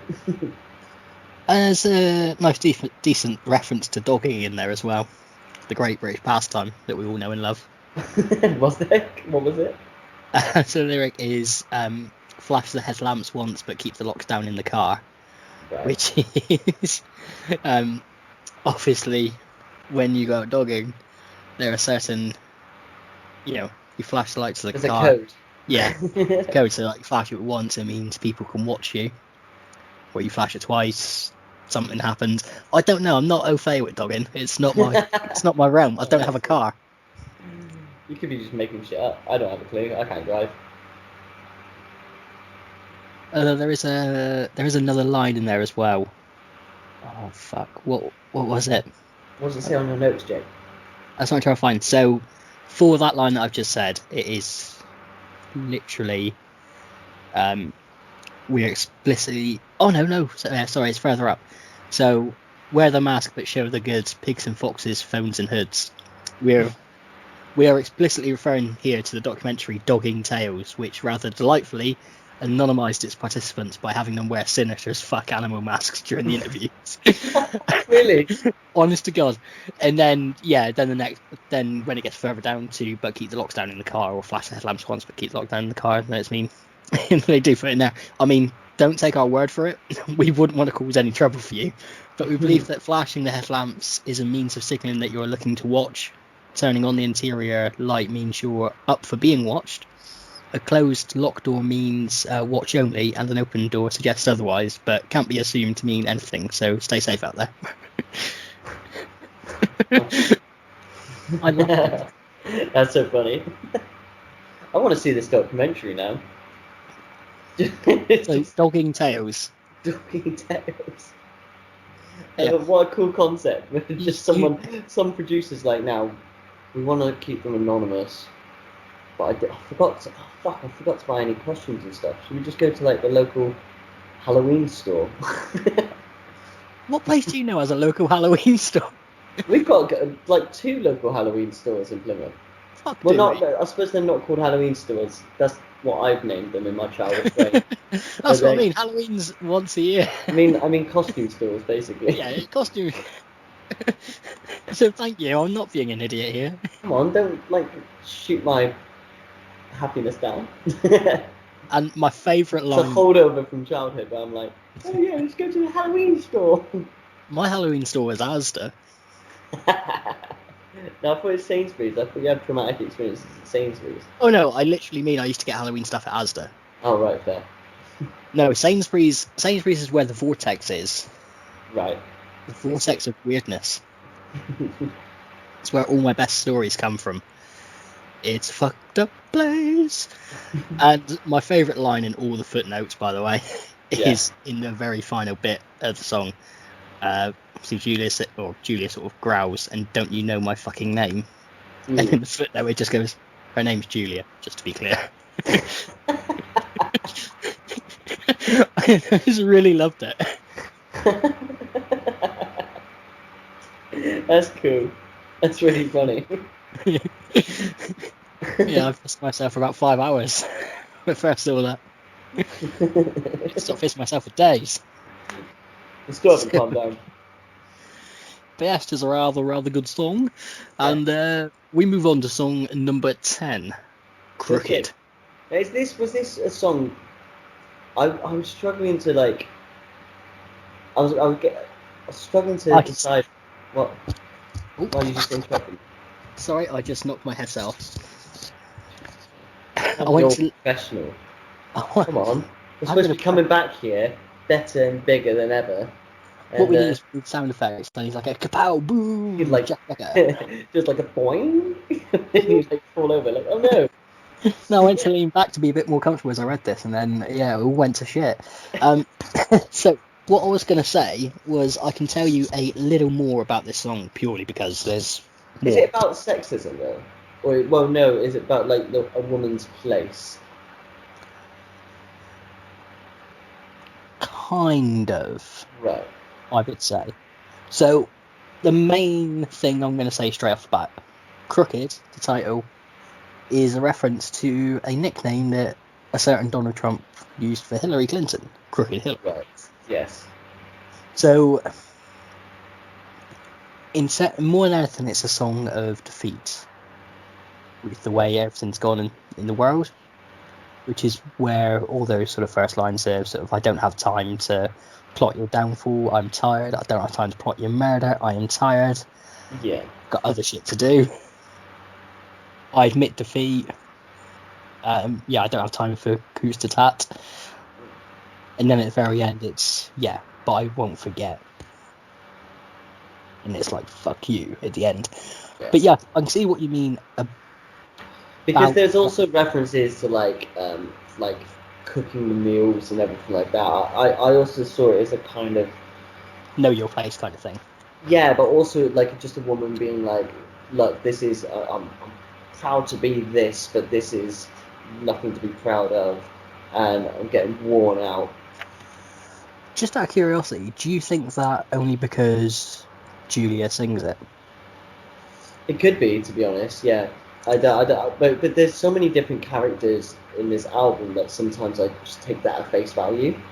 So I think when Julia sang it, and because she's been so many characters, I was like, right, she's giving a woman's point of view, and she's talking about being worn out, and she's talking about, I don't know. There was part of me was this sort of image of this typical sort of like British housewife. Yeah. And maybe I'm projecting on it a little bit as well, just people I know and stuff that I've seen, and like.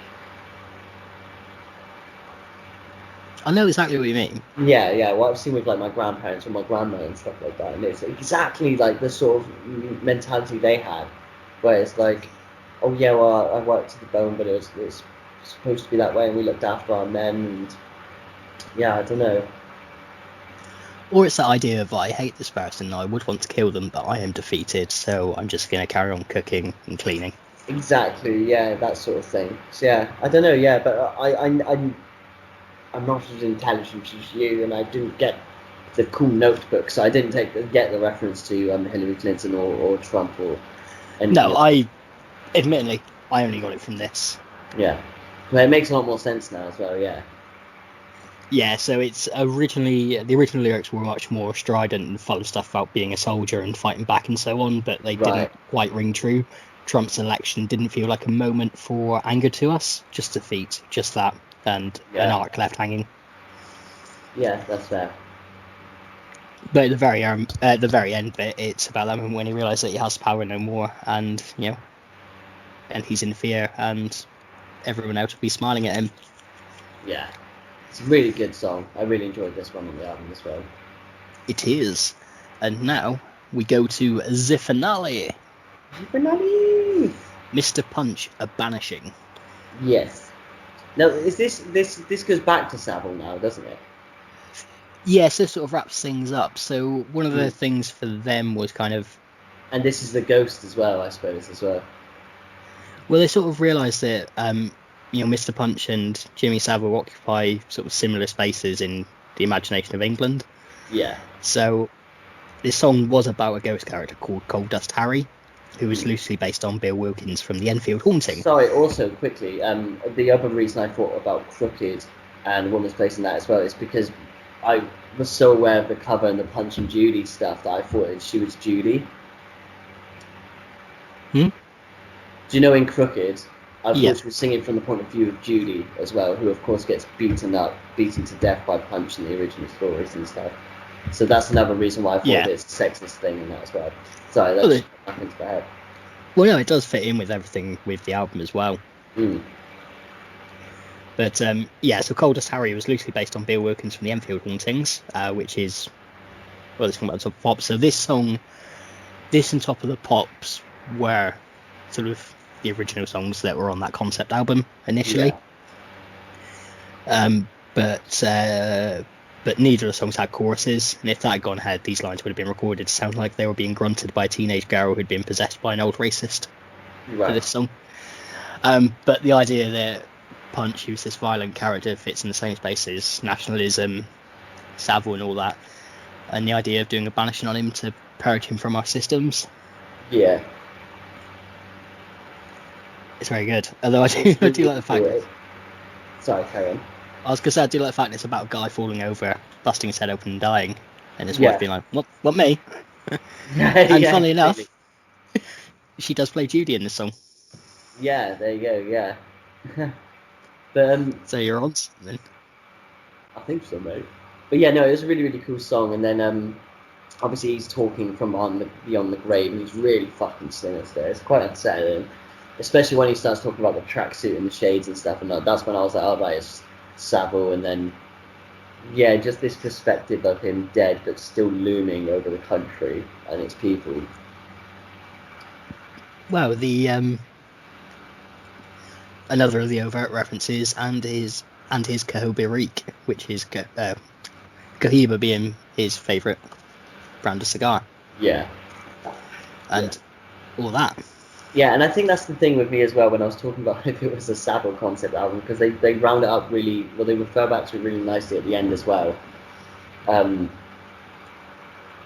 yeah, I like the idea that he's the Punch, and I think for me it would have been cooler to have more of a, like, well, who specifically is the Judy then? It's us, the world, the nation. All right. I don't know. It's us, basically, the world, the nation. I'm pretty much farting out my mouth here, all right? Jesus. No, but it's really excellent. I like, lyrically, I've loved this album completely. I think it made me think too much. No, not too much. It made me think so much that I started to think too much, and I was looking for shit. So there is one last little bit for us to go through with this song. Yes. Now, earlier I tickled your taint a little bit by mentioning a conspiracy theory about the Smiths. Yeah. So you best buckle up, sunshine. Buckling up. Buckle up. Don't button up. Well, buckling. I said buckling up. Oh, did you? Yeah. I didn't want to listen to you. Be quick, mate. I'm going to unbuckle real soon and leave. You're going to unbuckle and what? Leave. Oh, I'll get a new host. One who won't walk out on me again. No. Go on, go on. Tell me the conspiracy. So, the Smiths had a song that wasn't on any of their actual studio albums, but was quite a famous song from them, used in Shaun of the Dead as well. Panic on the streets of London. So, Panic by the Smiths, good song. Now, there is a line in that song. Sorry, I was rolling a cigarette at the same time. Now I've really butchered that. I can hear it. You're like... Oh, see, I didn't realise it was that loud. But no, that has gone terribly wrong. that is gonna light a massive fire. I've essentially just got it's the widest cigarette that I've rolled with the least amount of baccy I've ever put in a cigarette. It's ginormous. Let's see what happens. Will I burn my face off? Just re-roll after it. Put another Rizzler over it and just make it thinner. It wouldn't work. I'm too Stop clumsy. teasing me with this story. Tell me the story.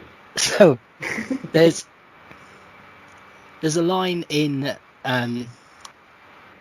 Punchy Banishing which says, no, Mr. Punchy Banishing, Okay. which says, back punch to the lead side streets. And in Panic there's a line, on the lead side streets that you slip down, provincial towns you jog round, as well as the hang the DJ, hang the DJ, hang the DJ. So there is a popular theory on these, or I'll read the full notes actually. So we are referring to the theory, popular on the internet, that the Smiths' 1986 song Panic is about Jimmy Saville. Okay. Particular attention is drawn to the line, the lead side streets that you slip down, provincial towns you jog around, as well as hang the DJ refrain. The lack of any word from Morrissey on the matter, and the fact that the theory seems to have originated in a comment thread on David Icke's website, means that this is hardly a definitive interpretation, but I absolutely believe it 100%, hence its inclusion on the song. So it's the idea that actually what Panic is about Saville. Yeah, fair. I mean, I've never heard that theory before, and Neither have I. to be honest, it's not a Smith song I really listen to. I'm glad it's not on any other albums. Although, like, Ooh, you're not a fan? it's not that I'm not a fan. I suppose I wasn't a fan back in the days where I wasn't really a fan of the Smiths. So it's one of those songs that you just know it and you hear and it's just like, oh yeah, that's Panic on the Streets of London. What a crap song, without ever properly listening to it. And then now I'm really into the Smiths and I love them to pieces. But I've still just had that image of that song in my head without really listening to it again. I think it's kind of like, you know, with like REM, Happy Shiny People. Oh, exactly. Not even REM like that song. No, exactly. Neither do I. But it's like REM is such a good band, and then that's such a synonymous song with them. Or even when we're talking about "Creep" by Radiohead as well. Like, it's just one of their really well-known songs, but you're like, well, that's not what the band's actually about. The band is much deeper than just Creep, but Creep is a good song. Though that's the. No, well, that's the thing. Creep is a good song, so maybe Panic is actually a really good song as well. I just haven't listened to it in a very, very long time. Put it this way, it's a moderately okay song. Okay, that's the thing. Is it on the same level as like Ask? Yeah, I'd say thereabout. It's fair. It's still good to the Smiths. It's above Vicar and a Tutu. And a moderately good song by the Smiths is still usually better than songs by a lot of other people. So yeah, that's true. Yeah. But judging it by Smith standards, just because it's not on any of their albums as well doesn't mean it's a bad song. I mean, technically, How Soon Is Now? I mean, Hatful of Hate isn't technically a studio album; it's a compilation. No. So, and that's one of their best songs, maybe one of the best songs ever made, and that's not on any of their albums. Although, again, Johnny Marr can never play it properly live. Yeah, but that's just such a hard song to do live. That's the same as like there's a load of songs like that, like Straight to Hell by the Clash, which is my favourite Clash song. It used too much studio trickery to get it accomplished. Funny enough, hard to do live. They didn't. So I've watched Johnny Marr talk about it. So basically, the way How Soon Is Now is done is as he's playing that do, it's basically flipping the pickup switches on the guitar. But it's really hard to get that tone right. And to do it in the studio is a lot easier than it is to do it, like, bare bones. Fuck you, Johnny Marr. Do you know what I'm not like, I don't care whether bands can do their shit live anymore. I think if you make great music, you make great music. It's cool if you can go and see it live and if it sounds alright, but I don't think it's a show of skill if you can't do it live. Because at the end of the day, you're a musician, you're just creating good music. So if you need to do really cool shit in the studio that is just impossible to do outside of it, but you're still creating amazing music, then you're still great, and that's still a good song. Like, if you ever listen to Kid A by Radiohead, that album's insane, and there's no way a lot of it they can do live. But the thing is, when Radiohead play live, they still nail a lot of their shit, Yeah. and that's thing, they've got a lot of support in being able to bring their shit. Yeah, I'm not I- saying everything a band does, but I just appreciate when a band brings out a fucking phenomenal song that, yeah, admittedly, it's so good, it's kind of hard to pull off. I still always lean on that stupid thing of, if you can't play it live, don't use it. Because I think that's the real test of metal of a band. But if you can't play it live, just don't have Just it on don't- the set okay. list. Yeah, no, I agree with that as well. No, not on the set list. I mean, don't have it on the album. Oh, really? You just don't think it should exist? Well, it can exist, but on a hard drive somewhere.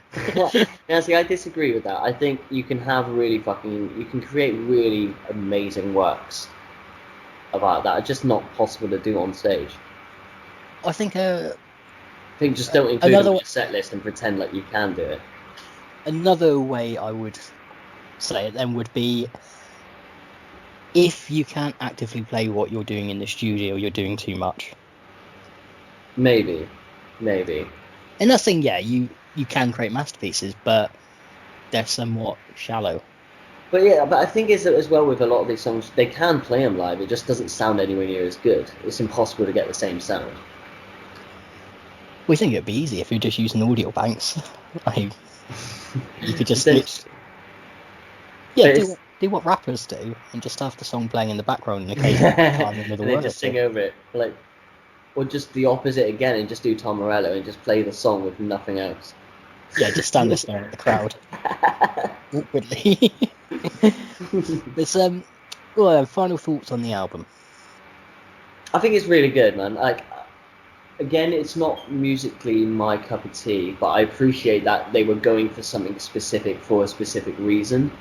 And it's not necessarily supposed to be like a lovely audio experience, even though like it.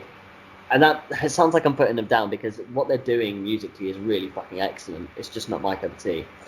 Lyrically, it's phenomenal, and the stories behind every song I really dig. And there's just a lot that I agree with, and there's a lot I've learned, especially when it comes to the Saville stuff, which is why I'm so interested in it. But yeah, and it's just it. I like anything that makes me like really reflect and think a lot, because I don't do a lot of thinking. It's all right, we can tell. Exactly, yeah. So yeah, Poor when Charlie. when I just when I just sort of like listen to something and then go, yeah, fuck yeah, and then just sit back after, because I'm gonna be thinking about this for like the next few days, of just being like, how the fuck as a nation have we allowed this shit to You're gonna have happen? like And then how is anyone proud of our nation after that? It's so interesting to me, and it blows my mind. You can have like a cork board up with pictures and like red lines going to you know. It'd just be like, but why? Yeah. Yeah, no, it's super interesting, and it reaffirms my views. So of course I like it. But yeah, no, it's a really solid album. I think I'm like, if we're going on that, how did we do a rating system again? Well, first off, we Did- need to rate our favorite. Well, we need to do favorite songs, and Oh, then yeah. the rating is A to F. Yeah, I think your favourites. Can I guess yours first? You've already started, motherfucker. Continue. Yeah, well, I'm doing it. I think yours is probably Everything English is the Enemy. Yeah. Yeah. Yeah. I think it's because that song is so forward for everything, Yeah. and and when I first heard the album, obviously post Brexit, it entirely fitted with my mentality. Completely. And it's also, it's more of a rock song. Yeah. Even though it's it's an atypical rock song. Yeah, completely. It still fits in with the vibe of the rest of this album perfectly. But yeah, like we said earlier, it's like fairground with a hint of like rock in there, and then the rest becomes quite a lot of fairground. Exactly. Creepy fairground. Ooh, apologies. I'm yawning like a motherfucker today. That's right, mate. So, for you, it's harder, because the main reason I wanted to get you to listen to this album is because it was musically different from the stuff we usually listen to. Yeah.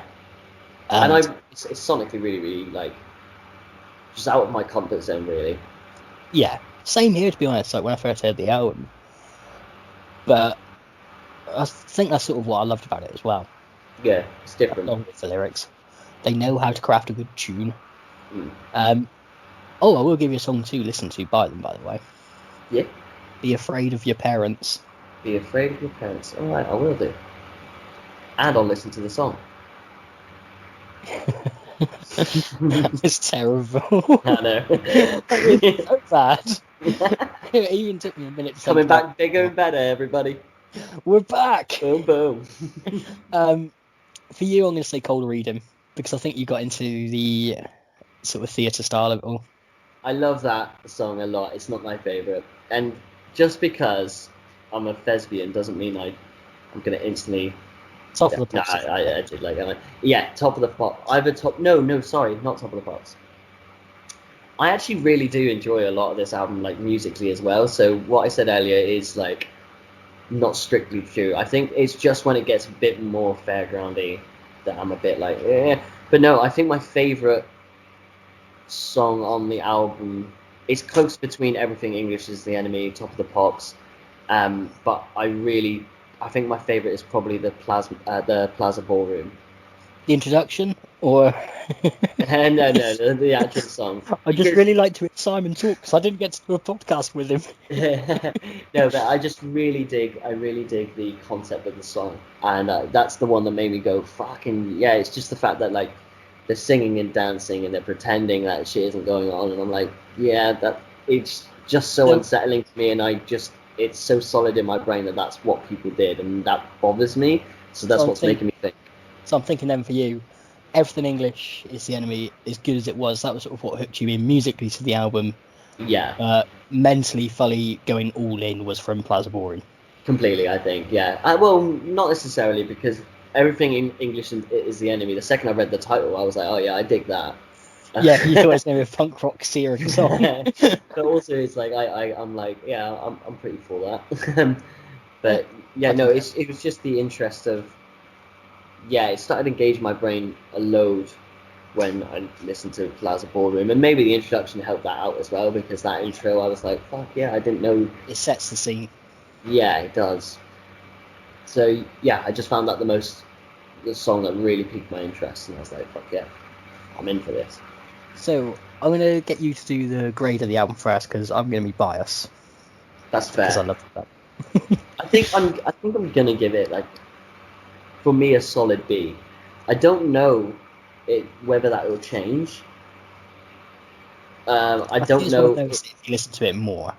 That's the thing, and I wonder whether I'll dig all of it more, or whether that will make me zone in on more specific songs, and I'll be like, actually, yeah. That's the thing. I'm further along than you in that trajectory. Yeah, completely. So for me, it's an A+, just because I think it's a masterpiece. Completely. I don't use that word lightly. I know you don't. Yeah, I'll see for me, but at the moment it's a solid. Yeah, I'll give it a solid B, and that's a lot for me because of the stories and the lyrics. Well, what we'll do then, we'll match ours up, and we'll go for a solid B+ overall. Yeah, all right, let's do that. Yeah, I think that's fair. That's what we usually do. Yeah, that is what we usually do. I don't know why I'm still so surprised. Yeah, that sounds good to me. Yes, sir. No, it's been 3 months. I don't even know where I am right now. But Indelicates, I do want you to know that I gave it an A+. Like, don't hold the B+ against us.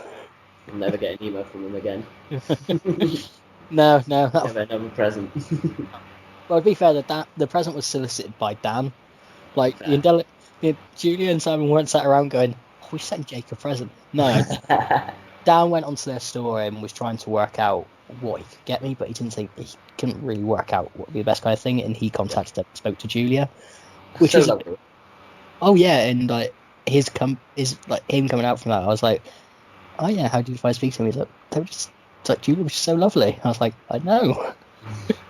Although I just remember doing the podcast, which is always helpful. Yeah, that is helpful. They remembered me. Because this fucker still tries to talk to us. But yeah, so no, the present, that was all really, really nice, really good. But as we said earlier, so again, go out your way, listen to anything by the Indelicates. I fucking love them. And next week's show will 100% be Iron Maiden, Yep, buddy. because we've got a lot of shit to talk about with Maiden, and Yeah, we do. we're not going to go song by song on those. No. But 6 we hours will long. have we've got enough to say without having to do that. Yeah, and I don't have a fancy notebook with me. That's the fact I need.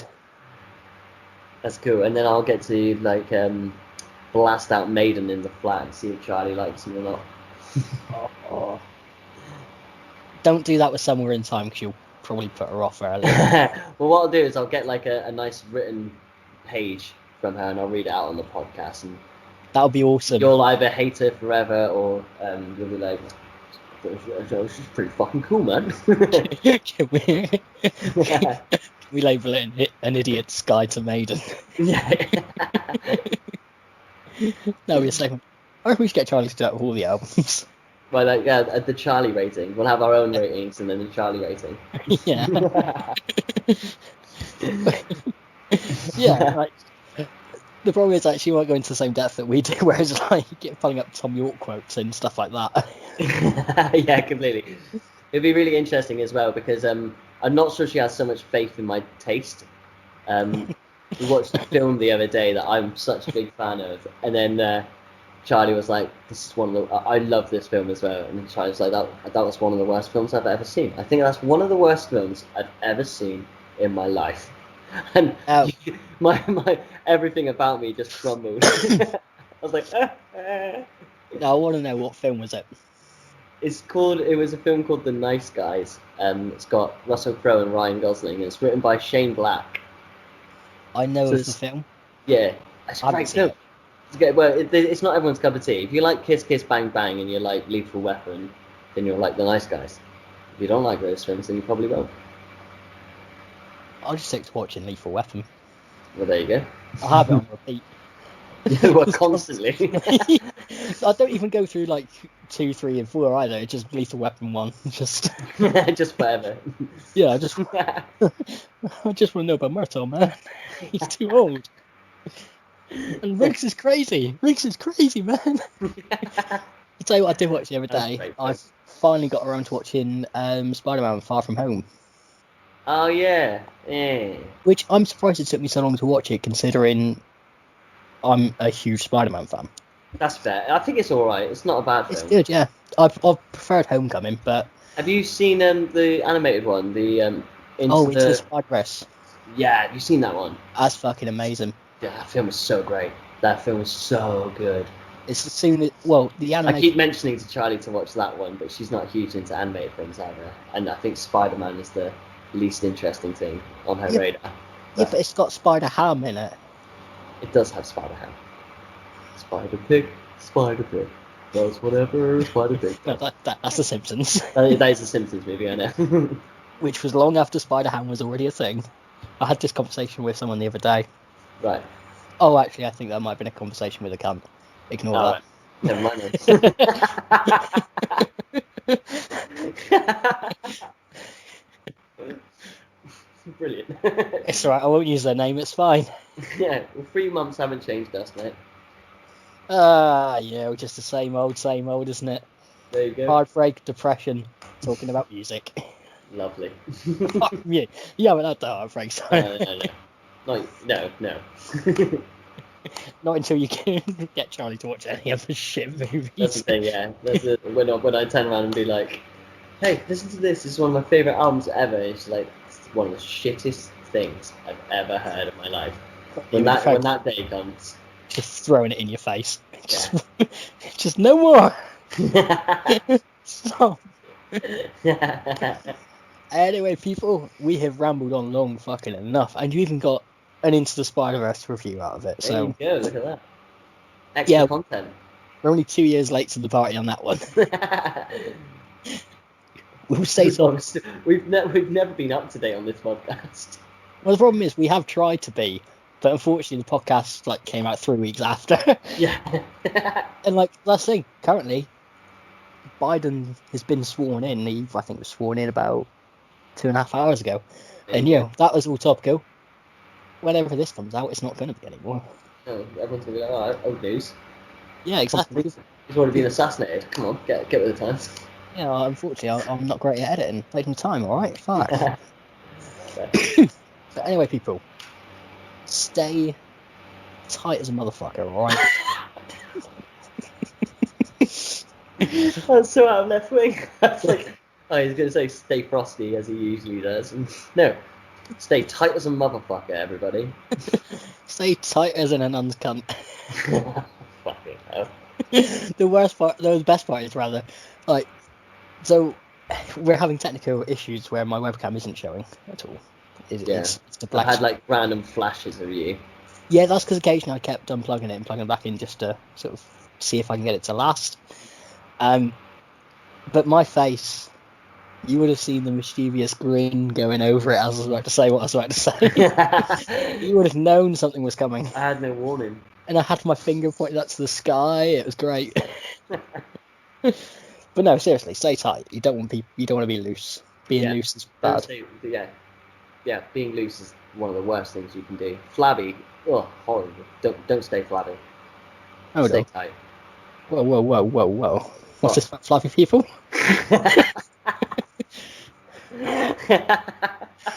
Oh no, I was going to say another sign off that. No, not doing that. Anyway, people, goodbye. Goodbye. I can't actually stop the recording.